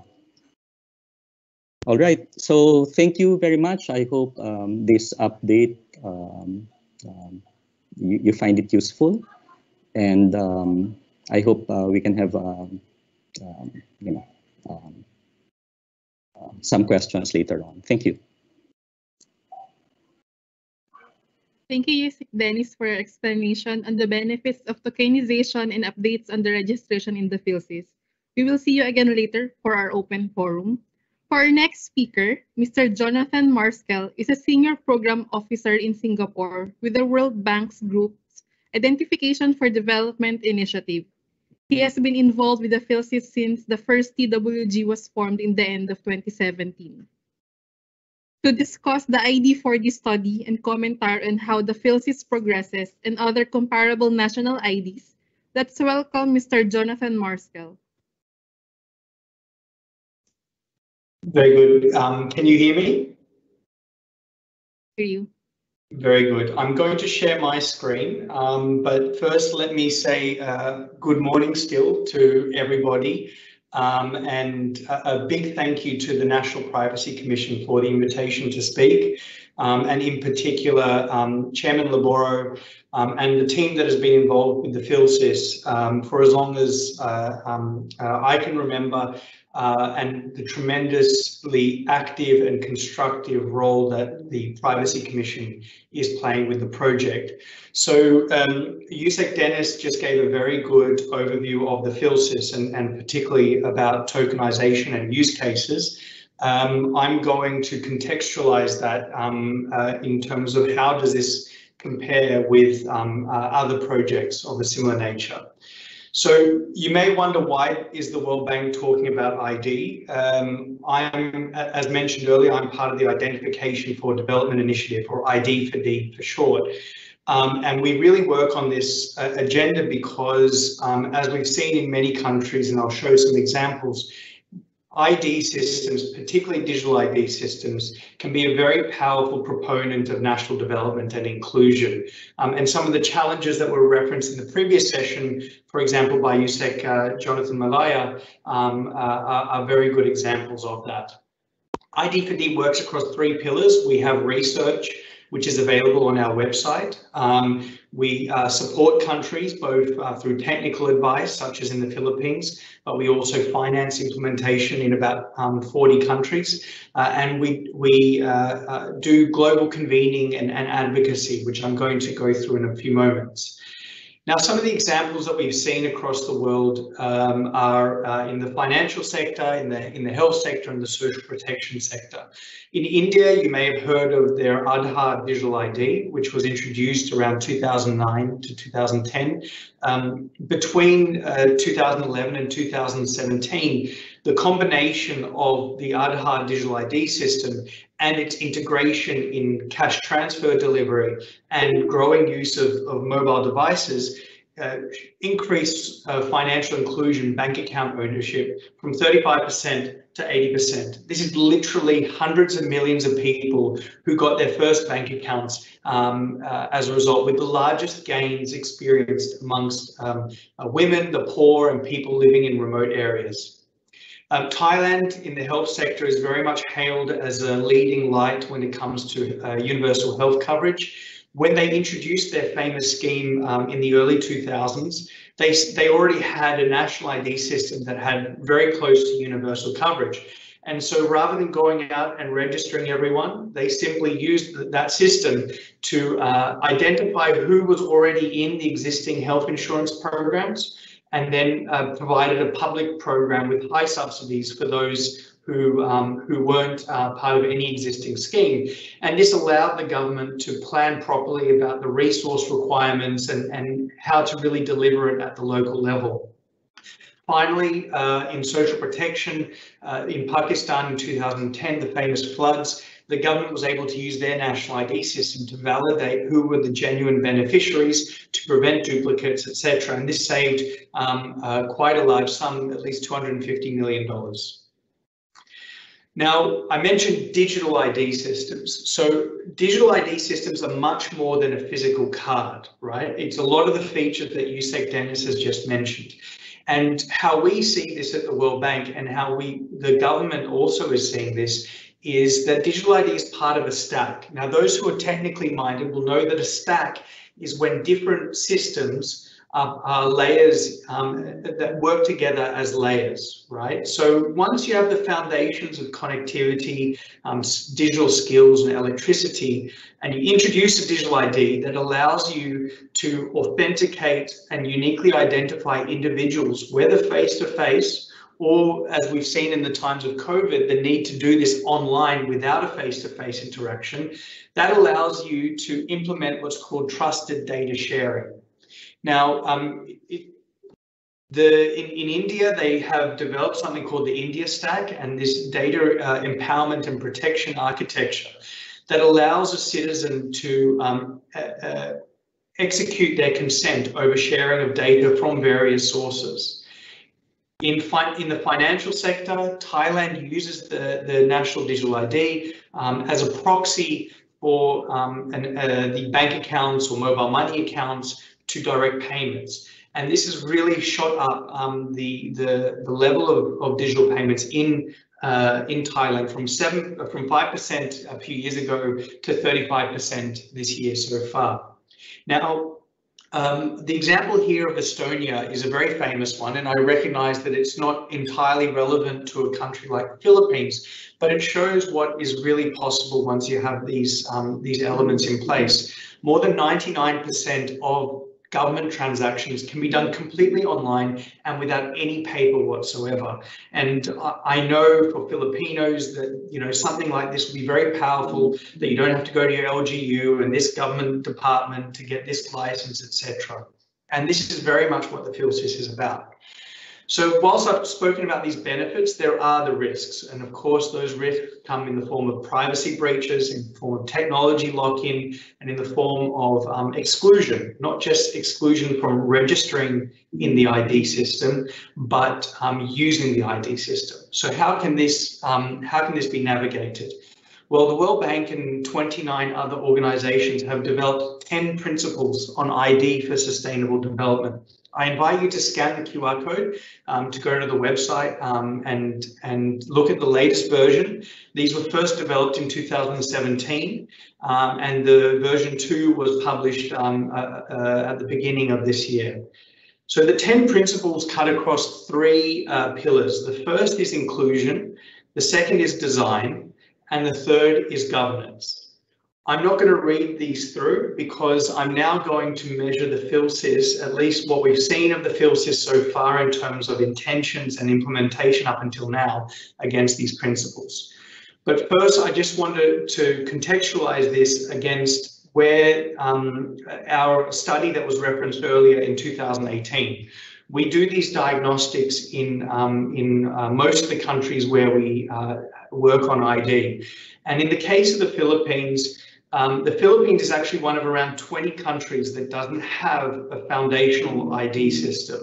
And as a result of this, we found that the existing landscape of IDs, as Yusek Dennis mentioned, there's no shortage of IDs in the Philippines. It's exclusionary, it's fragmented, and it's with risks, including for privacy. So whilst there are a lot of ID systems that have, on aggregate, a relatively high coverage, these are the most valuable ones, the ones that you can use alone by themselves. Those are actually out of reach for many Filipinos. A driving license, you need to pass a driving exam. A UMID, you need to be an SSS or GSIS member. A passport, you need to pay fees for. So really, there is no universally available ID. Likewise, there's no digital authentication mechanisms. What does this mean? That there is an ability to not just have to depend on the physical document I myself have visited Recto and I've seen the plethora of IDs that you can get of various degrees of quality.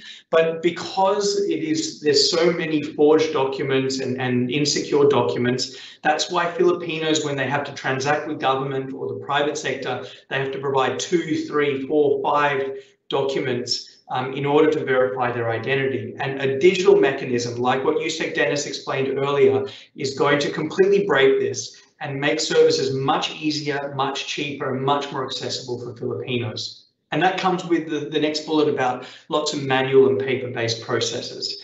Now, in terms of financial inclusion, which was mentioned earlier, in 2017, the Findex survey, and we'll get the new numbers later this year for 2021, but only around a third of Filipino adults have a bank account. This is really low when you compare to Indonesia, which is at about 50%, and all lower middle income economies, which are closer to 60%. So the Philippines is very far behind. Now, there's a variety of reasons why Filipinos may not have a bank account. But what's very important is 45% of those who do not have a bank account said that it was that they lack the necessary documentation. This is a huge number. In fact, it's the third highest globally, behind Madagascar and Zimbabwe. So this is a very clear barrier for financial access. And then what we found also on the right-hand side is that one-fifth of the poorest 40% of Filipinos have been denied a government service because they lack a necessary ID. Likewise, government financial support, 16% of the poorest 40% have been denied financial support from government. In both cases, government service and government financial support, these figures for the poorest 40% are double the richest 60%. So this means that the lack of a universal ID is really a fundamental structural cause of inequality and disparities. So coming back to measuring the PhilSys, against the pillar of inclusion, I'm very happy to say that the PhilSys is designed by law and by technical design to be very inclusive. And I've noticed some questions in the chat. For example, can a foreigner who's lived in the Philippines for 10 years register for the PhilSys? Yes, they can. In fact, any person who's been residing in the Philippines for 6 months of the last 1 year can actually register for the PhilSys. So this is a very important thing. Likewise, there is going to be a lot of effort made to register overseas Filipinos. There are very flexible documentary requirements. It's very interesting following some of the social media commentary about the PhilSys. People are saying, they're going to require us to get a birth certificate in order to get a national ID.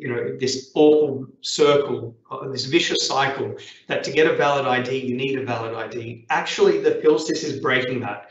There's a very long list of accepted IDs, and if someone does not have an ID, there is this concept of introducers. This includes tribal chiefs, barangay captains who can vouch for the identity of an individual, right? So finally, these people can get a valid ID. In terms of design, there are a lot of very good things about this. Yusek Dennis talked about tokenization. I think in many respects, what the Philippines is doing in this regard is world leading and can become a reference for many other countries. In fact, some other countries where I work, they're very interested to learn about how this goes in the case of the Philippines. But also importantly, the PhilSys is adopting open standards, which will reduce the risks of vendor and technology lock-in. It's adopting open source software, pioneering this in fact, and open APIs to allow the agencies to not have to purchase a specific software or specific equipment in order to use the PhilSys. It can be integrated into what these agencies already have or what they're planning to have. There are some issues. So, for example, the collection of blood type and marital status is perhaps unnecessary, but that is in the law. So perhaps one day that can be amended.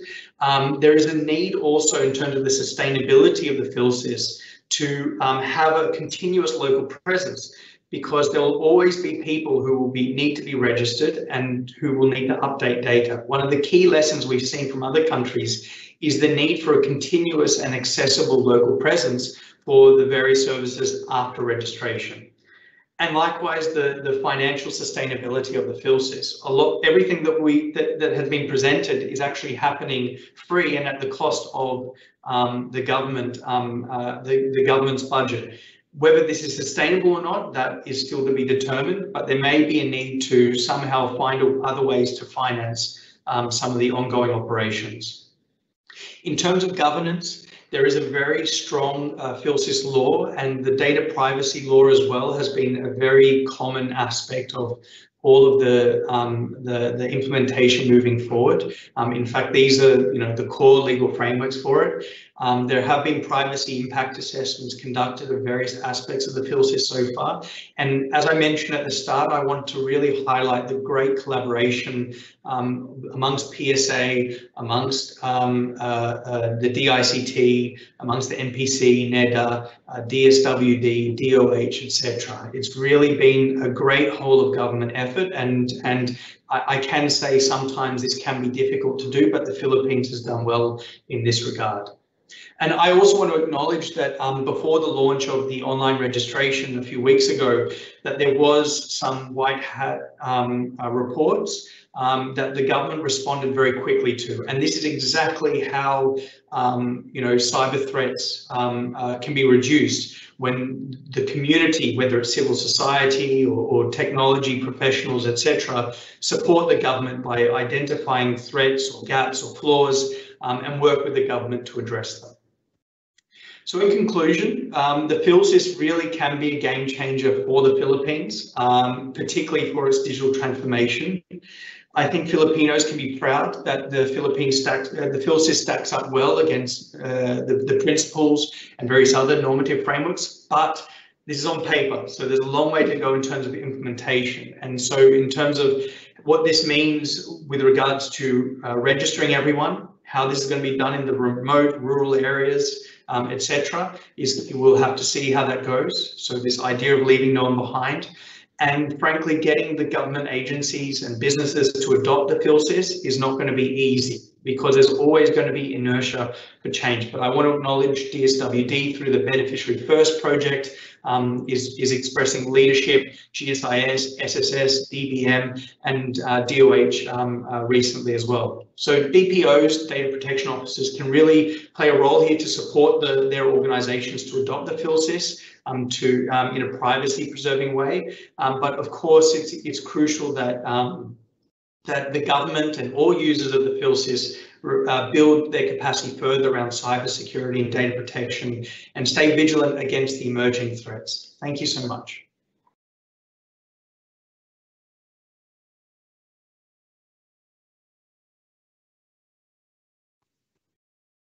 Sorry, you're on mute. Thank you, Mr. Marskel, for sharing your insights, especially on how countries like the Philippines maximize the impact of digital system. May I invite our speakers for our open forum to answer some questions from our stakeholders. This one question is a question to Yusek Dennis. One of the main issues we see today is the difficulty in verifying the identities of beneficiaries for social amelioration programs. How can the PhilSys address this issue, and how can the PhilSys help to accelerate the financial giving for the social amelioration? Yeah, thank you for the question. So as I mentioned, the PhilSys is for all Filipinos, both here as well as abroad, as well as for resident foreigners, no. And it's accessible. Filipinos can.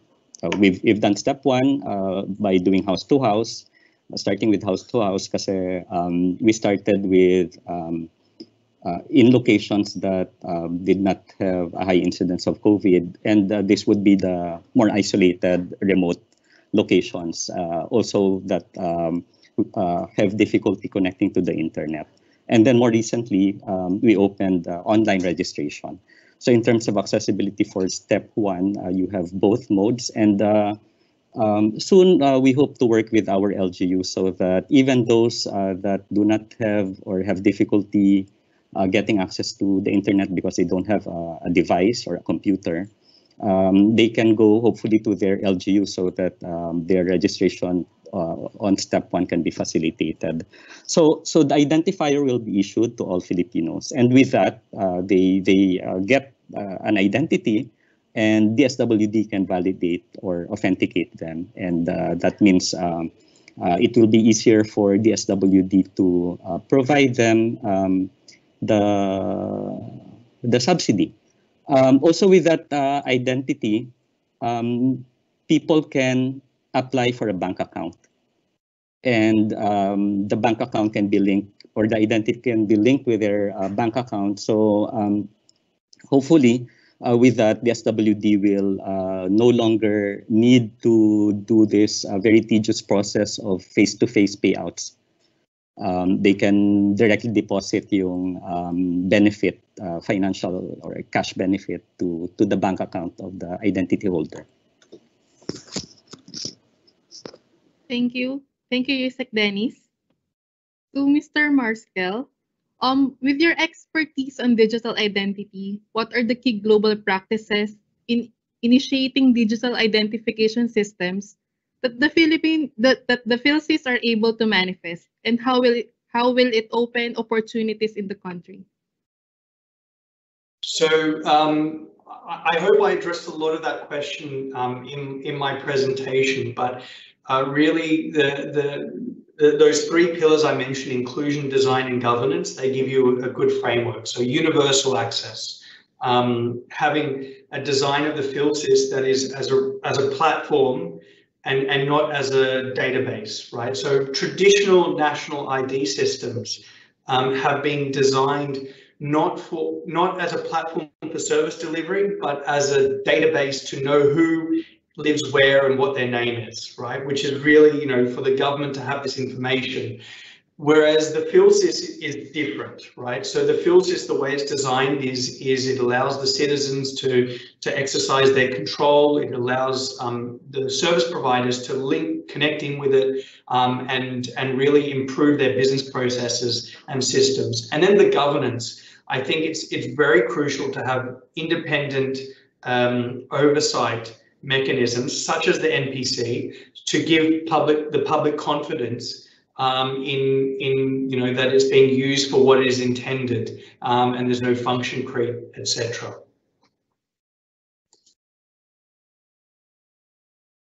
We still have some questions and comments here, but that is all the time we have.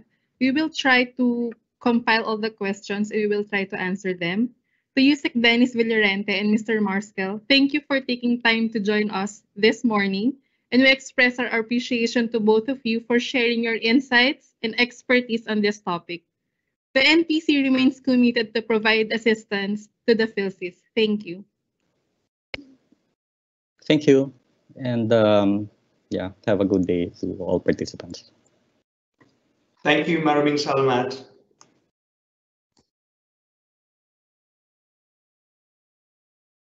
To our expert panelists, we thank you again for sharing your thoughts and insights on the PhilSys.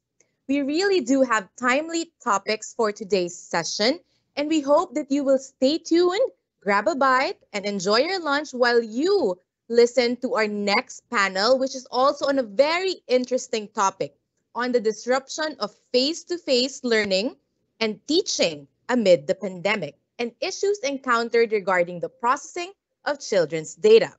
Joining us here today is Yusek Tonisito Umali, Data Protection Officer and Undersecretary for Legislative Affairs of the Department of Education, Mr. Ramil Anton Villafranca, Child Protection Officer of the Safer Kids PH Program of UNICEF Philippines, and Mr. Danny Cheng, Data Protection Officer and Information Technology Department Chair, College of Computer Studies of the De La Salle University. We welcome the Chief of our Public Information and Assistance Division, Ms. Roren Chin, to moderate this session. Attorney Joan. Maraming salamat, Attorney Joan, for that introduction. Okay, according to a study, children start their online presence even before they turn 2 years old. And due to their vulnerability, they can become easy targets of online threats. Sadly, parents are the common violators of their kids' privacy by sharing their photos and personal data publicly in social media. And this behavior is putting their children at risk for identity theft, discrimination, and various privacy violations. So last year, the National Privacy Commission launched the Kabataang Digital Program with a goal to promote safe online environment for the children and youth. The campaign aims to spread awareness not only to our children and youth, but also parents, guardians, and teachers by providing information about safer use of internet and technology. And with the COVID-19 pandemic that led to the sudden shift to online teaching and learning, we have been a witness to the challenges faced by the learners and teachers, as well as the parents and guardians in using technology for continuous education. And now our panelists will provide us with a more in-depth discussion on the disruption of face-to-face teaching and learning, as well as issues encountered on the processing of children's data. Without further ado, may we call on our first panelist, Yusek Tonisito Umali, to provide his input, to provide his insight as a data protection officer and also a regulator. Yusek Umali, you may have the floor. Hello po. Kaka-join ko lang po. I hope I can be heard. Michael, Angelo. Yes, sir. Salamat po. Isa pong malaking karangalan na maging bahagi po nitong ating Privacy Awareness Week webinar na ito. Napakahalaga po talaga nito ating ginagawa ngayon. If I may request, if we could present our PowerPoint, please. Can we do that, please?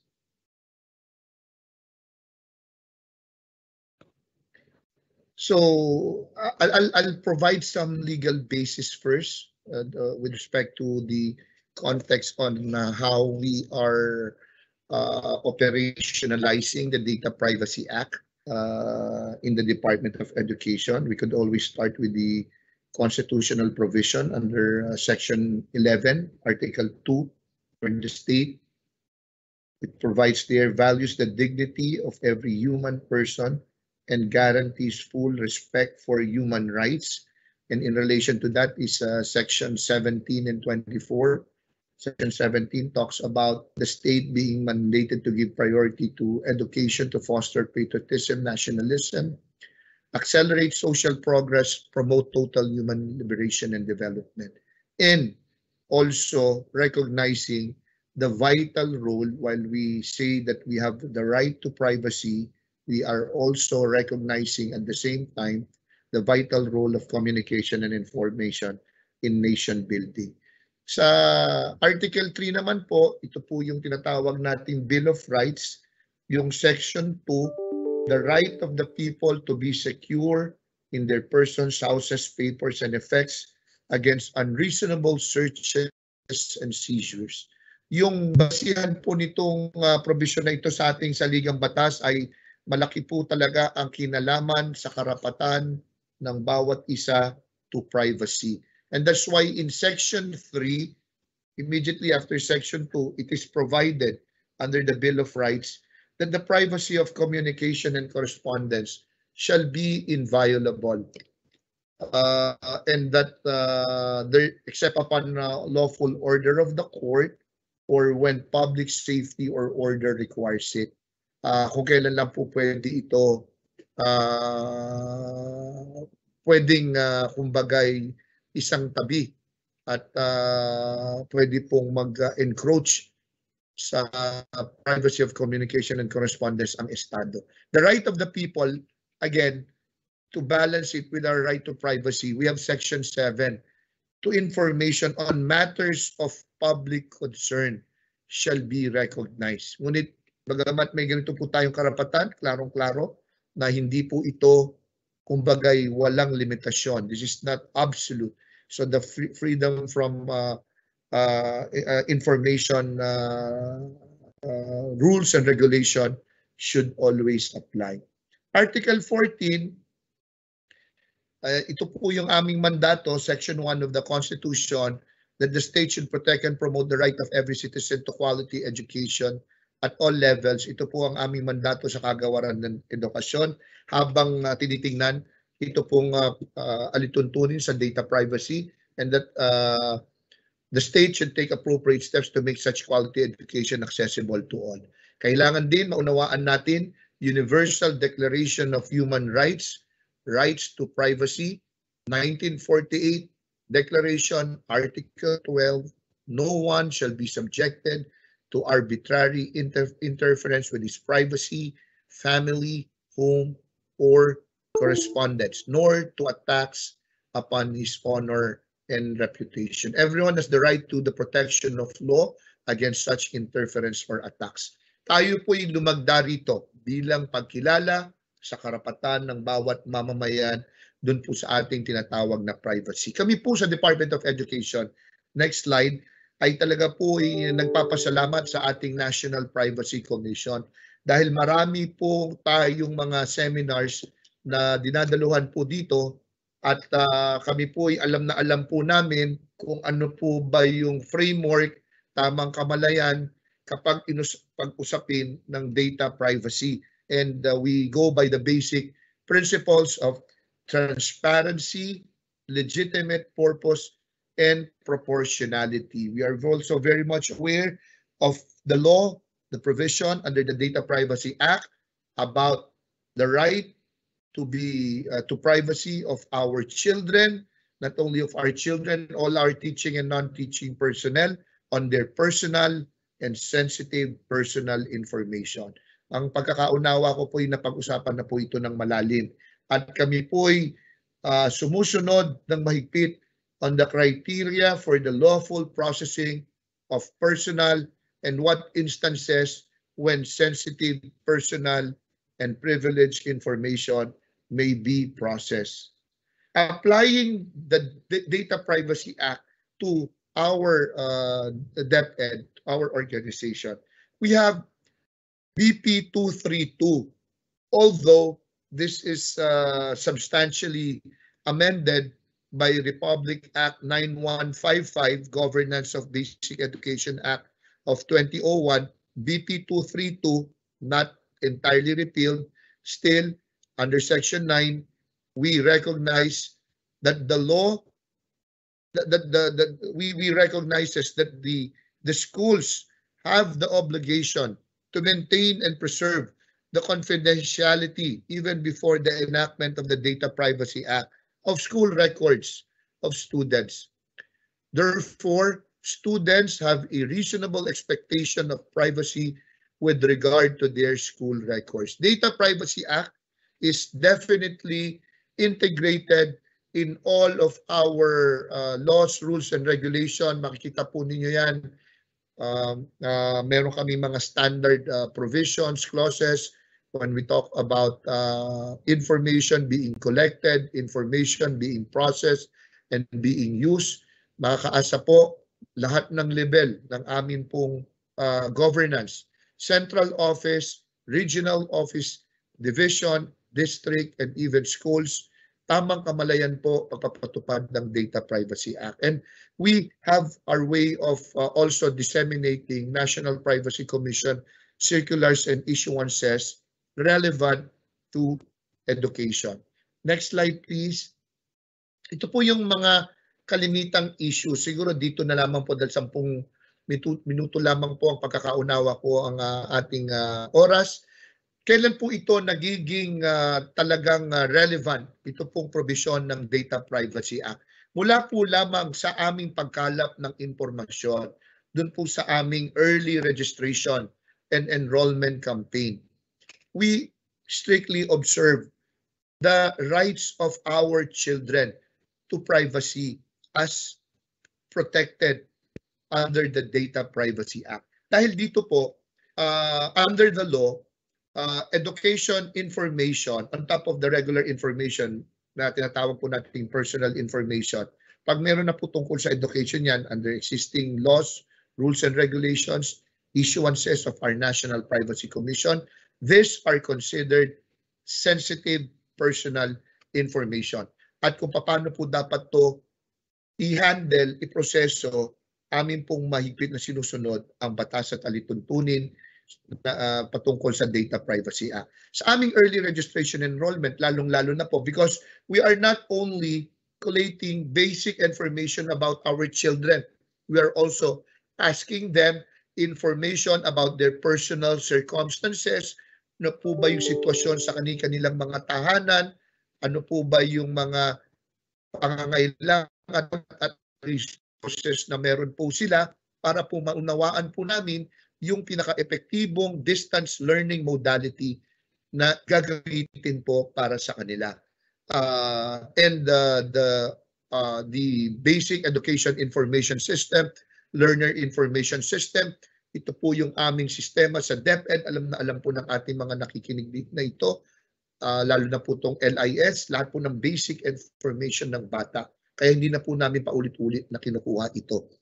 Records, school records, are all contained in this BEIS LIS system of the Department of Education. And undoubtedly, the Data Privacy Act applies to DepEd with respect to the management of all this information system.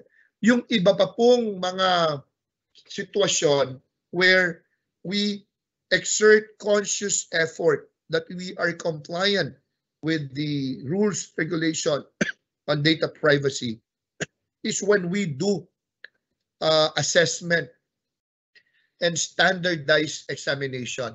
When we start also assessing, analyzing the results. Because again, the performance of our children in the ELNA, Early Language Literacy and Numeracy Assessment, para po yan to assess yung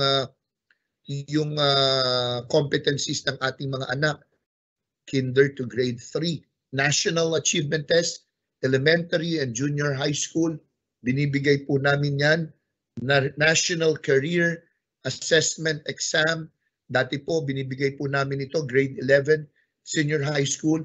Ngayon ang pagkakaunawa ko po ay medyo mas maaga po, grade 10 ay sinasagawa na po namin ito. At yung iba pa pong mga tools to assess the performance of our children.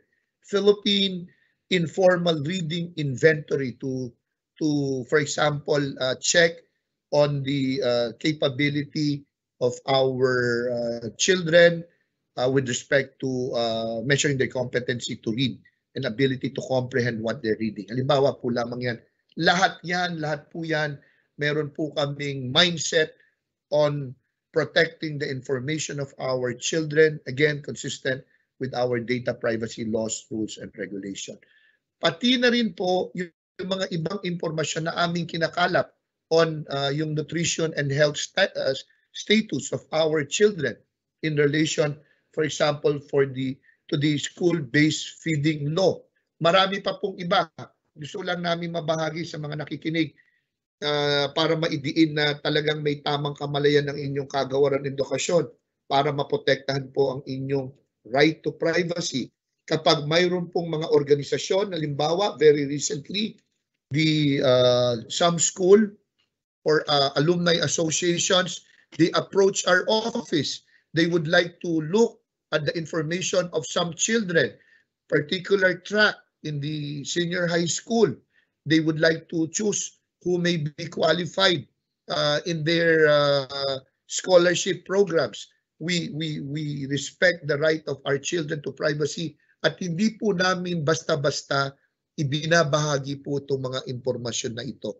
Ang inyo pong kagawaran ng edukasyon, alam na alam, meron pong gustong gumawa ng pag-aaral, ibang ahensya ng ating pamahalaan, kung saan na po nagtungo, nag-graduate nating mga estudyante sa mga science high schools po natin. Halimbawa, naging scientist po ba sila? Ilan po yung nag-pursue ng science-related profession? Paghihingi po sila ng information, again, we always apply National Privacy Commission issuances, circulars, on the matter, on data sharing, on outsourcing agreement with respect to if there are some private organization which would like to get some of our information. Lahat po yan, lahat po yan. There are also some instances, law enforcement organization, o alam po namin na meron po silang mandato para ipatupad ng batas.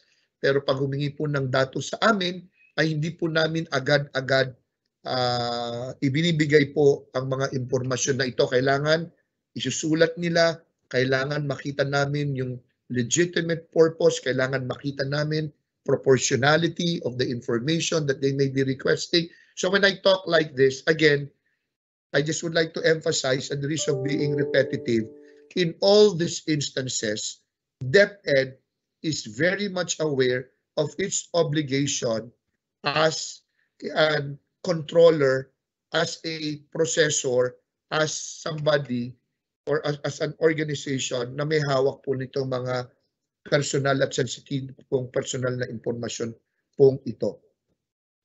Health-related information requests, pag ang media hihingi po halimbawa rin ng mga impormasyon sa mga mag-aaral na hindi po nagpatuloy ng kanilang pag-aaral, hindi po nagpatuloy ng kolehiyo para maiulat, we're very protective of this information.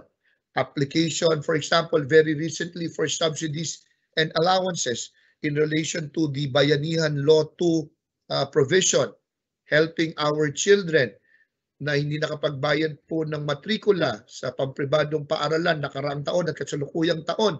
Yung pagkalap po naming impormasyon, we ask them their consent. If they will consent, that we will process this and we really spell out kung saan po ito gagamitin. Paano po namin itatago yung impormasyon, hanggang kailan po namin. Lahat po yan. Pati request, for example, of information in connection with our school feeding, Pantawid Pamilya, data sharing agreement with DSWD, Department of National Defense, sharing of information, conduct, and processing of self-assessment, exam tools, lahat po yan. Siguro gusto ko pong sabihin ay ang inyong kagawaran ng edukasyon, hindi po ako magsasawang ulit-ulitin, ay nauunawaan ang aming obligasyon at pinoprotektahan po namin ang inyong karapatan sa privacy. Ang mga iba pa pong pagkakataon na talagang kitang-kita po ito is the way we are now implementing our distance learning education. We are very sensitive to reports of cyberbullying. Our children should be managed to which website that they will access, online scammers. Binibigyan po namin ng tamang kamalayan ng ating mga anak, pati ang ating mga magulang. Meron po tayong mga, malapit na po ito, Madam, amin po lahat itong tinitingnan. At ang isa pong pinag-aaralan po naming mabuti ay yung karapatan ng mga bata na wag pong i-turn on halimbawa ang video habang may online learning. Bagamat wala po kaming issuance pa po dyan, sa ngayon kami po humihingi ng pangunawa sa mga magulang that we also recognize the importance of allowing the school to require our children, for example, to turn on their video. Because it's just like the same in face-to-face learning. Nakikita po sila, mommy, daddy. Mahalaga po maunawaan natin na mahalaga rin na yung guro na nagtuturo, nakikita yung reaksyon ng mga bata. Nakikita kung sila po ba'y nakikinig o distracted. And based on studies, the next best thing to face-to-face learning is online, real-time, seeing we have some form of interaction, type of online delivery. But we recognize the request of some parents dahil baka daw ma-violate yung right nila to privacy. Baka may makita ang isang solution po doon, you could put a background sa likod. So what we're trying to say is we are studying very carefully requests like this and we are all considering issues like this as we implement our online-based learning. Meron pa po akong iba rito na I think I have already consumed my time during the we will tell you actions taken by the Department of Education, recommendations, and the way we are moving forward in relation to data privacy law and our distance learning modalities as we implement our basic education learning continuity plan. But at this point, again, I would like to thank the organizers of this event, particularly our National Privacy Commission, Chair Liboro. Marami pong salamat, Chair. Dahil po sa inyo, Chair, kami po'y talagang natutuwa yung ating pong pangarap na mabigyan ng maayos na kinabukasan ang ating mga anak at ang ating mga anak ay maiprepara sa isang maayos na kinabukasan sa pamamagitan ng pagpapatupad ng mga programa na may kamalayan patungkol sa privacy ay mangyayari. Marami pong salamat. Maraming salamat din po, Yusek Umali, for that presentation. And also, of course, we are looking forward to be working with you again and rolling out po yung ating Kabataang Digital na program to all the schools under the DEP. Yes. Ayan, maraming salamat po and see you later po po sa ating open forum. Okay, now we go on to our next panelist. May I call on Mr. Danny Cheng to provide his insight as the Data Protection Officer of De La Salle University.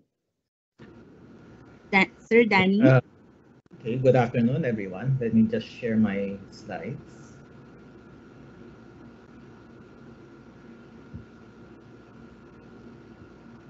Okay, so can you see my slides?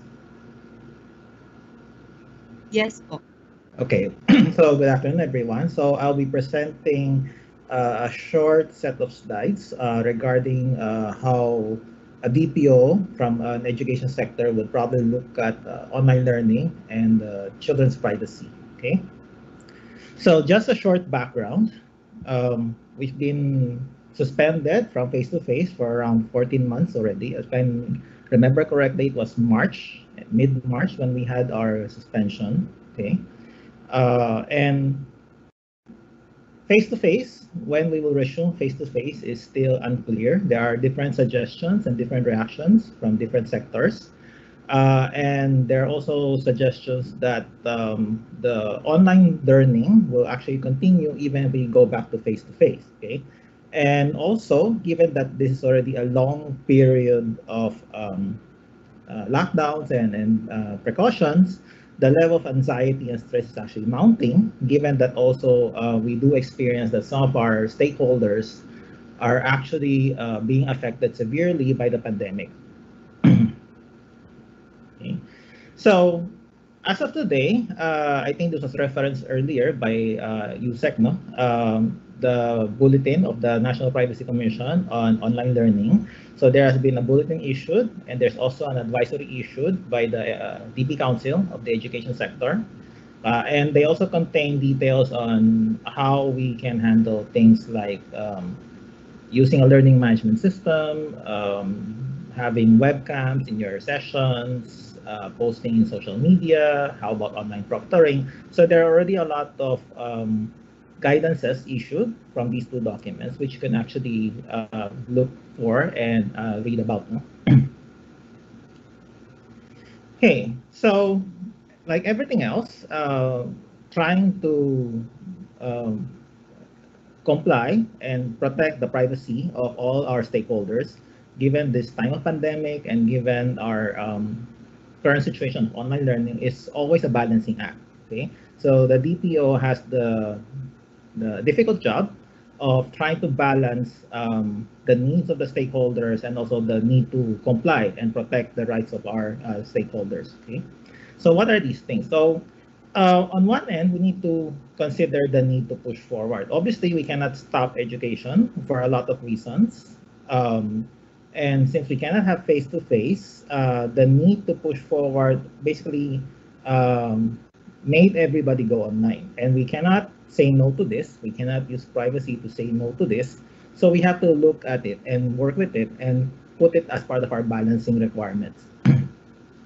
And within the education sector, what's unique about the education sector compared to other industries is the concept of things like academic freedom, the academic culture, and the academic background. Okay, so the way we work in the school is very different from how we work, let's say, from a bank or let's say a BPO, wherein the rules are and regulations are fairly strict in the other industries. Okay.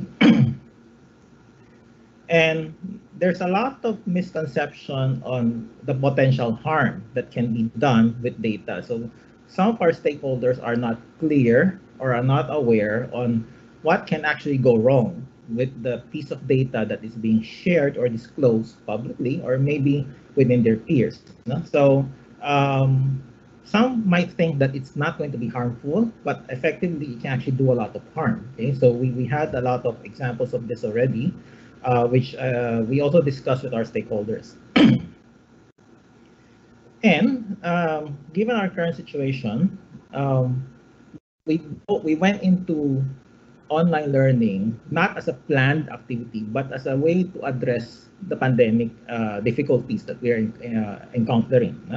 Although we are already more than a year into this, it's really difficult to actually put in place or institutionalize formal mechanisms, given the fact that I would assume a lot of people are still doing firefighting with regards to this situation.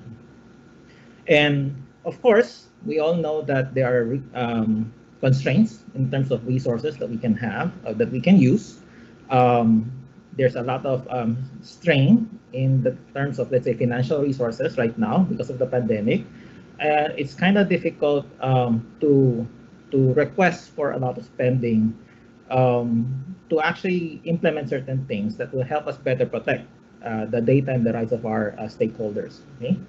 So we have to balance this now with, of course, the compliance requirements on our Data Privacy Act and the data protection requirements as well. So this is where the DPO is basically going to step in the middle and try to balance all of these things. Okay? And normally, it's actually not a straightforward job. It's actually quite difficult on a day-to-day basis. Okay? So again, what makes schools different? Student data and teacher data are attractive to hackers for different reasons. Okay, we had sessions earlier on, let's say, the national ID. Okay, imagine if it's the national ID or the identifier of a student, let's say a minor who is compromised, compared to, let's say, an adult. What makes it different? Okay. The reason they're different is the younger people, the younger stakeholders, their data are normally clean. There's no record of any problem like fraud or crime or credit issues or violations of certain things. There's no record of that normally because they're still young. Okay, which means when a hacker or someone gets hold of these data and they try to do identity fraud or phishing, for example, normally it's easier for them to pass through all the checks because the data is clean. Harm is also not limited to fraud. Of course, this was mentioned earlier. We have cyberbullying, we have trolling, we have harassment. Okay, and this is not just for students. You have, of course, teachers and even some of the other stakeholders as well. Okay, as mentioned, student data are clean and more favorable to identity fraud. Schools tend to use or experiment on unvetted and untested technologies to support learning. Okay, basically we want to find the best way to deliver our lecture, our program, our degree, and we try to look for better ways to do things, and we try to test things out. Okay, and we want to do this as soon as possible because we want to give the best kind of education to our stakeholders. The flip side of this is vetting and testing and checking either normally cannot keep up or is seen as a roadblock to them finding the best solution for delivering their content or their academic program. Investment in cybersecurity and information security are usually not on top of mind, no, or at the same level as investments in teaching and research requirements. Okay, so as opposed to, for example, financial institutions, the investments in security would probably be higher or probably even at the same level, no, as other operations in the business. And within a university or even a typical school, there's a mix of academic and administrative environment. So administrative environment would more like your typical office environment. But the mix of the administrative and the academic environment makes it a little bit complicated because data is being shared between the two entities. Okay, so that's why it's a little bit different and challenging compared to a typical office environment. Okay, so what has changed when we went online? As mentioned earlier, there's a need to see each other, and in some cases, recording of sessions becomes the norm. Okay, everybody starts recording. Now, we do acknowledge that there's a need to see who you're talking to, but we have to also understand that if you put this in context of a physical face-to-face education, imagine if suddenly all your 45 students suddenly took out their phone and started recording you. Okay, so how would that feel in the real world? No? So we have to balance it. And we find ways to communicate and share online, and it becomes paramount. So we use a lot of these tools. No? So these are some of the tools that we use. So WhatsApp, Viber, Messenger. And what used to be only available in school is now available everywhere or basically at home. So for example, if you have administrative personnel who are working from home, the documents that they process would actually normally be not available outside before. But now we have to give them access because they're working from home. Okay, so let's try to go through each of this and see how we can actually work with them. So we're not saying that you cannot use a webcam. If you look at camera, what we need is actually to have a policy in place, okay, on how the camera should and should not be used. Okay. But a policy is not preventive, it's compensatory. Okay, you can, for example, go after someone or penalize someone if they posted the video. Okay, but it's not preventive. You cannot stop someone from taking a video or a recording and posting it somewhere. So you have to be mindful of your actions as if you are in public. Okay, when your camera is on. Okay, consider the proportionality principle as well. So although we may want to turn on the webcam, we can also determine when we may really need to turn on the webcam. It may not need to be on all the time, okay, depending on the requirements and the interaction. Okay. In terms of communication medium, okay, wanting to adapt and communicate is good. So we try to find ways to make it possible and more convenient for us to communicate, for example, with our students, and that is good. However, same with the camera, a policy should be defined. For example, do we mix personal and official contact information? For example, do I use my personal phone number to talk to my students, for example? Okay, that can have issues on both ends. Okay, so it may not always happen, but it can happen. Okay, so the policy defining, for example, a clear divide between personal and official use might be important. Okay. Be careful what you message. It might be reposted somewhere. Okay. Take note that although there are certain regulations that will basically penalize such actions, but again, these are compensatory, not preventive. Okay. So sensitive personal information should be sent on an individual basis, never as a group. So if you have a group chat, for example, don't send sensitive personal information over the group. Okay, it should always be on an individual basis. Okay, so again, if someone captures or reposts the data, again, you cannot really stop them from doing it. That's why you have to make sure that you are mindful of what you actually put or say in those particular applications. Okay. Now, in terms of working from home, we're able to define a work from home policy. Okay, this is important because we have to be able to make sure that everybody is guided in terms of what they can and cannot do. The challenge here now is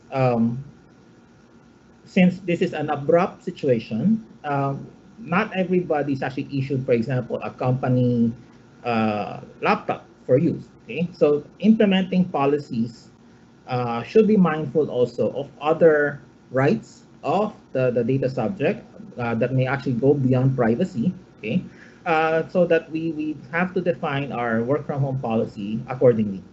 Okay. When you provide access to internal documents, is it secure? How did you secure the access from their homes going to your internal repository of information? It could be a server, it could be some other system. Okay.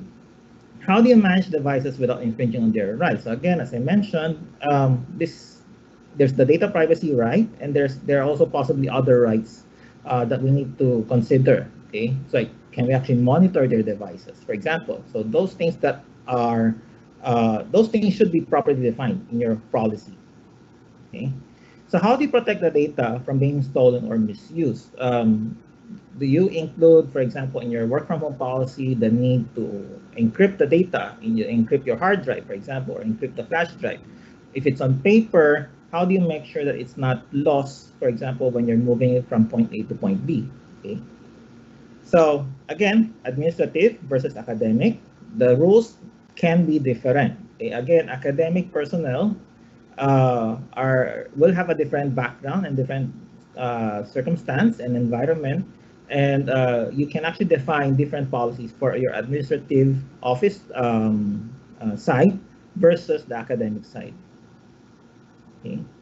So going back to the Balancing Act, okay, we always have to look at it from the perspective of risk. Again, we cannot say no to everyone.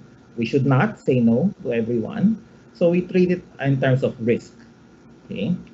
But we have to make sure we look at the frugality of our measures. Okay. Again, the resources are currently fairly constrained in terms of what we have to work with. And obviously, a lot of schools are probably in the stage of trying to survive the pandemic. So we have to make sure that when we provide recommendations, it's considering their situation and what they can actually provide. Okay, so for example, one way to treat a risk is to avoid the risk. For example, we tend to use a lot of online tools that are free and may not have been vetted. So the question now is, can we use them? Should we use them? And if we use them, are there guidances that we can give out that may not really cost a lot or cost much, but can actually help us protect our privacy and our rights? Okay. Also, can we just create different accounts for work? For example, if we use Gmail, can we just have different Gmail accounts for work and for personal, and we not mix them? That again will not probably cost a lot. Okay. Can we put a password to reduce the risk? Can we put a password on things like spreadsheets that we share so that we try not to provide opportunities that they can be disclosed unnecessarily or processed unnecessarily? So again, these are already existing features in the tools that we have. So again, it will not cost us a lot to implement such solutions or controls. No? And in terms of transfer, although this one will cost us in terms of implementing it, but maybe we can consider the concept of insurance just in case something bad really happens.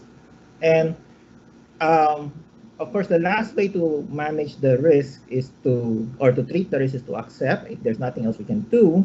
But you have to make sure that at the very least, before you accept, you understand what it is you're accepting. We don't just accept because we want to quickly move forward. We have to make sure that we understand what it is we're accepting so that we can balance it out. Okay.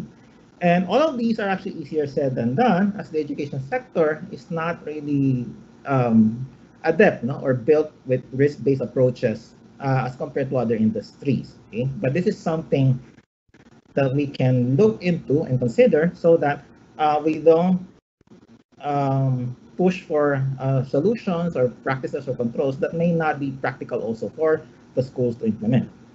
Okay, so given that your solution, your policies, your controls cannot be a one size fits all. Okay, so you have to make sure that we consider what is the minimum given all the constraints, all the way to the other spectrum wherein we consider what is ideal given compliance and ethics requirements. So again, I'm a firm believer that we have to provide calibrated controls and measures because we cannot expect the same level of capability from all schools for whatever reasons. So in order for us to make sure that they can actually comply, we have to define what is needed at their level that they can actually strive for and achieve. Okay? So that ends my presentation. Thank you very much. Again, thank you, Sir Danny Cheng, for that presentation. So we understand that this pandemic has gave us a very big challenge when it comes to online learning. So the thing that the schools has to do is that to have a very good policy, especially when using online platforms and video conferencing applications. Again, maraming salamat po, Sir Danny Cheng. Now we will welcome our last speaker for this session. Let's have Mr. Ramil Anton Villafranca of the Safer Kids PH program, UNICEF Philippines, to provide a discussion from a child's rights perspective. Sir Ramil? Hello po, magandang hapon. Can you hear me po? Hello?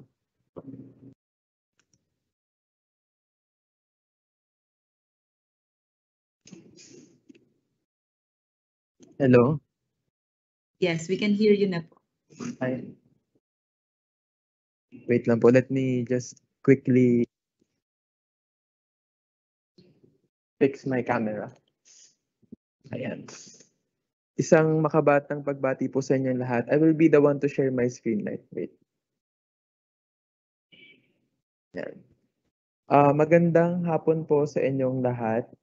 I am Ramil Anton Villafranca and I am a Child Protection Officer from UNICEF Philippines. So I think me being the last to present today is actually a good thing to do because the first two presentations set the context of the disruptions in face-to-face learning, and because of because of the implication being that the disruptions led students to utilize virtual platforms for learning now, we want to further protect children online and specifically in the context of the pandemic. So today my perspective is to really provide measures and mechanisms on how we can further provide protection to our children in light of the um, assumed increase in the use of children and learners of virtual platforms to continue their learning. So just to further contextualize, ano po ba yung data that we have right now? According to the US-based National Center for Missing and Exploited Children, which transmits its data to the Philippines through the Department of Justice Office of Cybercrime, we have received a 209% increase in the cyber tip reports for the Philippines. Although not to just to contextualize kung ano po yung ibig sabihin ng data na ito, it's not necessarily um, cases of abuse per se. It's not necessarily cases of child sexual abuse materials, but it refers to the number of times that reports were received regarding a possible case of abuse, a possible child sexual abuse material circulating online, and the increase in the percentage that was received by the Philippines pertains to the increase of the incidence or the prevalence of these materials possibly circulating online. So just the same, what we want to underscore here is that we have an increase in the number of cyber tip reports received, and this may mean, or this could be an implication of the increased use of the internet due to the COVID-19 pandemic. So sa amin po sa UNICEF, we have two researches, although we have to contextualize again that these two researches were done before the pandemic. Anyhow, itong dalawang studies pong ito provide us information on the risks and vulnerabilities of children online. So ito po yung National Study on Online Sexual Abuse and Exploitation of Children and the Philippine Kids Online Survey. So ano po ba yung data natin that we have before the pandemic? 90%, first is that 90% of Filipino children can access the internet whenever they want. So that is actually a very high percentage. 9 out of 10 children can access the internet whenever they want. And in that percentage, 59% connect to the internet without supervision. So doon po sa percentage na yun, 6 out of 10 can access the internet na hindi nababantayan ng mga magulang, or they just do that, they just access the internet on their own. And what is the tool or the gadget that is currently being utilized by children? Ito po yung smartphones, 71%. And second to that ay yung desktop computers. And ngayon po, we also want to underscore that because of the enactment of the Free Internet in Public Spaces Act, we have anticipated before the pandemic that the use of the internet will be more accessible for children because of the readily accessible PisoNet Wi-Fi's around the communities. Tapos because of the free Wi-Fi, we have also anticipated that students will be using the internet in schools, in coffee shops, and in malls. But we all know because of the pandemic, although this will still go on as planned, baka sa bahay pa rin yung number one na way for children to access the internet, because children are not allowed to go out yet because of the lockdown measures. And then regarding the data on how much time children spend in the internet, sabi po sa Philippine Kids Online Survey, 116 minutes. So, as mentioned po kanina, ito ay before the pandemic, but as the DepEd has prescribed students and learners to subscribe to primarily to a virtual modality of learning aside from the other blended learning approaches, we are really anticipating that children would have an increased use of the internet during this period.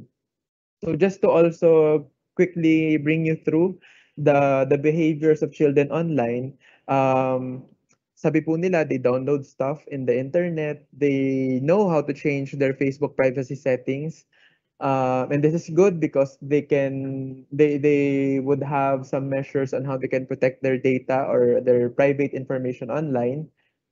Some of the respondents also say that they use the internet to make videos and upload. They also use the internet to blog and to share their experiences. They also, of course, use the internet to navigate and search online. So they use the internet to study, to research. They also use the internet to do Facebook, and to also emphasize this one. Facebook is actually the number one, according to our Philippine Kids Online Survey. Facebook is the most used social media site of children, followed by other sites like YouTube, Instagram, and other social media websites. And then children have also admitted to some sort of online hacking, although we were not able to probe this as much as we wanted to. This is still an interesting fact that children are engaging in some sort of hacking online. And the last one is that through the internet, children also socialize, make friends, socialize with their peers, especially now during the pandemic. This is the one of the very few platforms wherein they can talk to their peers. So as mentioned earlier, the perspective that we wanted to bring and to touch the surface for you is what is child online protection? And given the data privacy issues, given that the learning has shifted mostly and primarily to online learning, how will we be able to protect children online? And when we talk about child online protection, it's not only response, but it is the prevention and responding to online violence, abuse, and exploitation against children as part of upholding children's rights. So, for the case of the Philippines, we have a lot of laws that respond to online violence, but we want to also underscore that we need to protect and provide measures to prevent these cases of abuse, violence happening online. So, dalawa po yung ating tinutukoy dito, prevention and response. So, as mentioned earlier, because of the increased risk, increased use of children of the internet, there are risks and vulnerabilities that we have established even before the pandemic that because there is uh, there is an increased use of internet, we are also anticipating that these risks and vulnerabilities will also become more of a concern during this period. So the number one concern ay yung online sexual abuse and exploitation of children. And we define this as any act of exploitative nature carried out against any child that has at some stage of the abuse a connection to the online environment.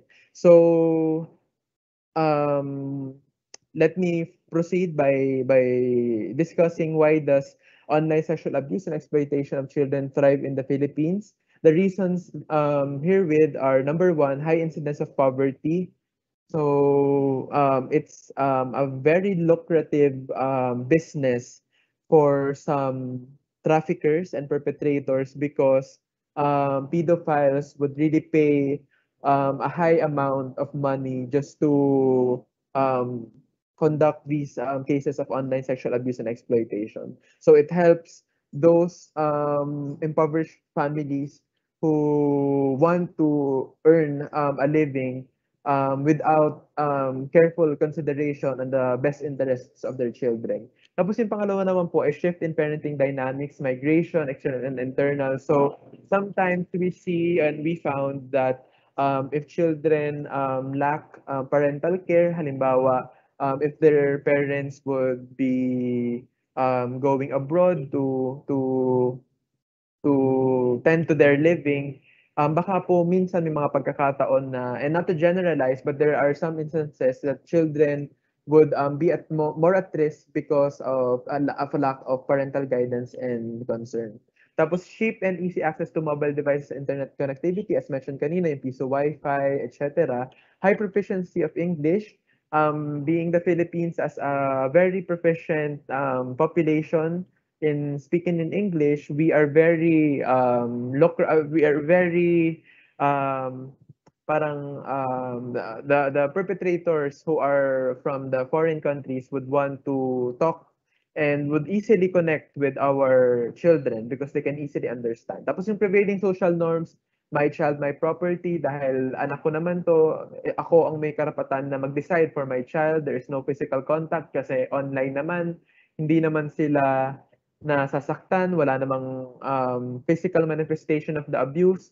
It's private family matter, so walang karapatan ang gobyerno na pakialaman ang ginagawa ko sa mga anak ko. Pero of course, we know that that is not true, and online abuse still has effects in the psychological and physical well-being of our children, if not the psychosocial and the overall well-being of our children.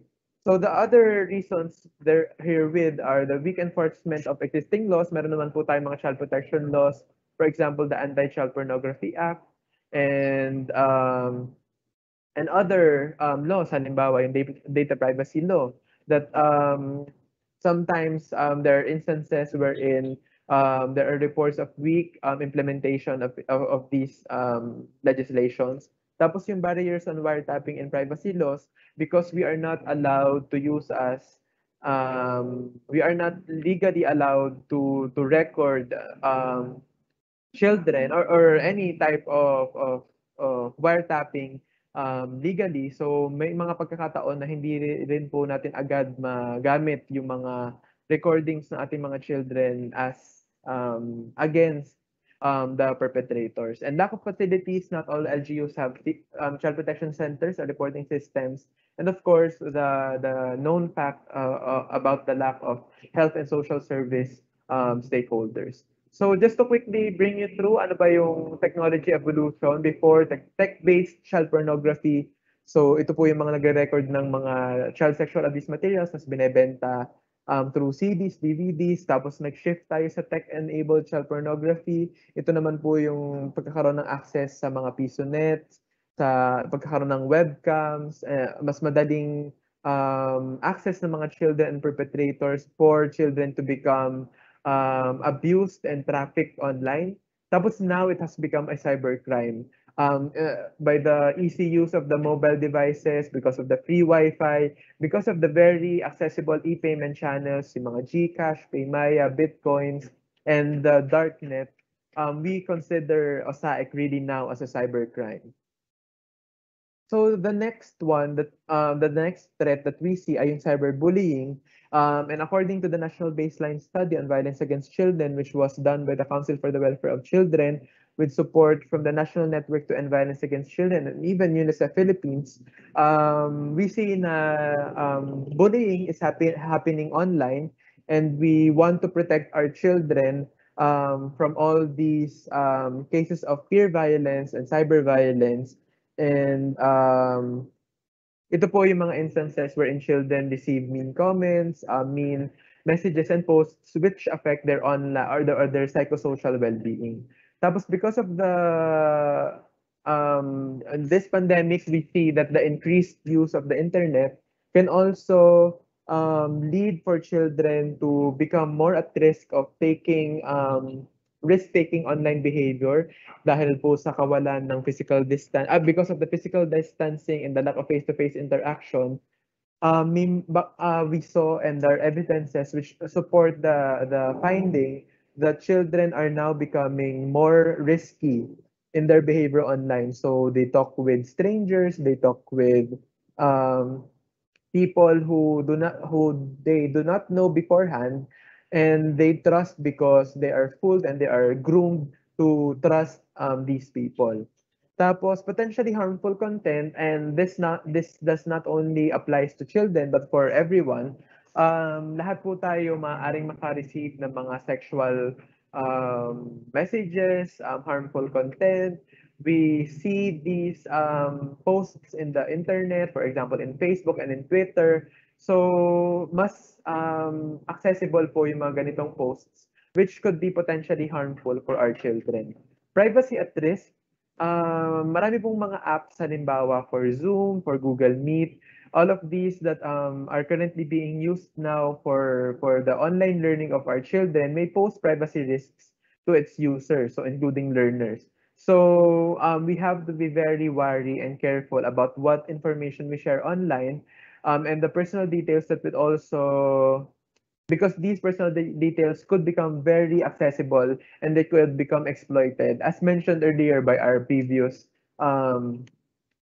resource person. And the last vulnerability ay yung stranger danger. As mentioned po kanina, our children are more at risk now of engaging in risky behavior, and one of that is to really engage in or talk with strangers whom they do not know beforehand, but because some pretend that they are peers, some pretend with fake personalities, dahil mas madaling mag-pretend behind the camera, madaling mag-groom yung ating mga children, mas madali silang mapapaniwala that they are talking to persons whom they can trust.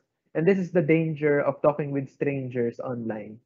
So before I end, just some tips that we recommend on how children can stay safe online during the pandemic. First is to always check the privacy settings. For example, in Facebook, we have parental controls. We can also lock our accounts. We can encourage our children and our parents to tell their children to take advantage of this parental controls. not just in Facebook but in other sites as well. Halimbawa sa YouTube, meron tayong YouTube Kids. Sa Instagram, we also have parental controls, even in TikTok. So we are really recommending for children to take use of these privacy safeguards. Tapos yung pangalawa, make sure that your location is unidentifiable. So if you would not use a virtual background, make sure na yung background nyo, it would not say anything about your private information or hindi nakalagay dyan or walang mga post-its dyan na ito yung address mo, ito yung pangalan mo, ito yung address mo. So we have to safeguard on that front. Tapos cover the camera when not in use. Kanina it was underscored that we have to open our cameras to establish rapport. But we also have to remember that kung hindi naman, kunwari, hindi naman nagkaklase, we can cover our cameras when not in use, even when hindi online o hindi live yung hindi tayo nagla-live stream because there are unverified reports of sabotage, of Zoom bombing. So kailangan po natin pangunahan agad yung mga ganitong possible and unverified reports that we have received lately. Tapos block and filter out unwanted messages and block persons who make you uncomfortable because and these are specific for children because if you think that the person you are talking with makes you feel uncomfortable, hindi kayo okay sa sinasabi niya, then block that person, stop the conversation, and end anything that links you to that person because that will also protect you for possible grooming, for possible risks and vulnerabilities online. Tapos ito po, isang napaka-importanting tip, identify an adult that you trust for personal concerns because we want to establish that children should be protected in the environment that they are in. So while they can be capacitated on different risks and vulnerabilities online, we also have to engage our parents, our guardians, and the persons that are within the community and environment of children so that they would also know how to protect children in cases of possible risks and vulnerabilities online. And the last one is to know where to seek help and assistance. So meron po tayong mga government hotlines. For example, the Council for the Welfare of Children is supporting Bantay Bata 163. Meron din po ang Department of Social Welfare and Development. Meron din po ang DOJ, ang PNP. So we just have to know when to report and where to report so that cases of abuse and violence online could be resolved and responded as we want it to be. And before I end, I think I just want to underscore that despite all these risks and vulnerabilities, the internet is not a bad place. It's not a place that only poses risks and vulnerabilities, but and we can learn, we can know information in the internet. But the things that we have to do is to protect ourselves, keep our personal information to us, ensure that data privacy is always practiced and implemented, and always remember that we should always recognize the best interests of our children. So yun naman po, and maraming salamat po, and thank you to the National Privacy Commission for extending the invitation to UNICEF and to the Safer Kids PH program. Because we were able to present child online protection for this afternoon. Maraming salamat po. Okay, maraming salamat, Sir Ramil, for that. And we need to understand that as an adult, it is our responsibility to protect the rights of our children and, of course, the youth. And now, I understand that there are so many questions in our chat box, and our team are already answering most of them, and we are still trying to answer some of the remaining questions po. But right now, due to limited time, we need to finish our session. No, to our distinguished speakers this morning, Yusek Umali, Mr. Danny Cheng, and of course, Mr. Ramil Villafranca, we thank you for your knowledge sharing and providing invaluable insights. Indeed, we have learned so much in such a short period of time, and we hope that we can have future collaboration with you, especially sa ating pong programang Kabataang Digital. Maraming salamat po to everyone. Attorney Joan? Thank you, Ms. Roren. And at this point in our program, we would like to remind you that we will be starting the breakout sessions immediately. For easier reference, you may kindly check the featured message on the chat box for the breakout links. We have 4 simultaneous sessions happening this afternoon on the following very interesting topics: use of AI for work from home monitoring, a balancing act, ICU, facial recognition technology for online transactions, TREMS 2 in a nutshell, and lastly, regulatory sandboxing, shaping better policies and technologies for consumers. We thank our participants and our speakers for this morning's plenary, and we will see you shortly.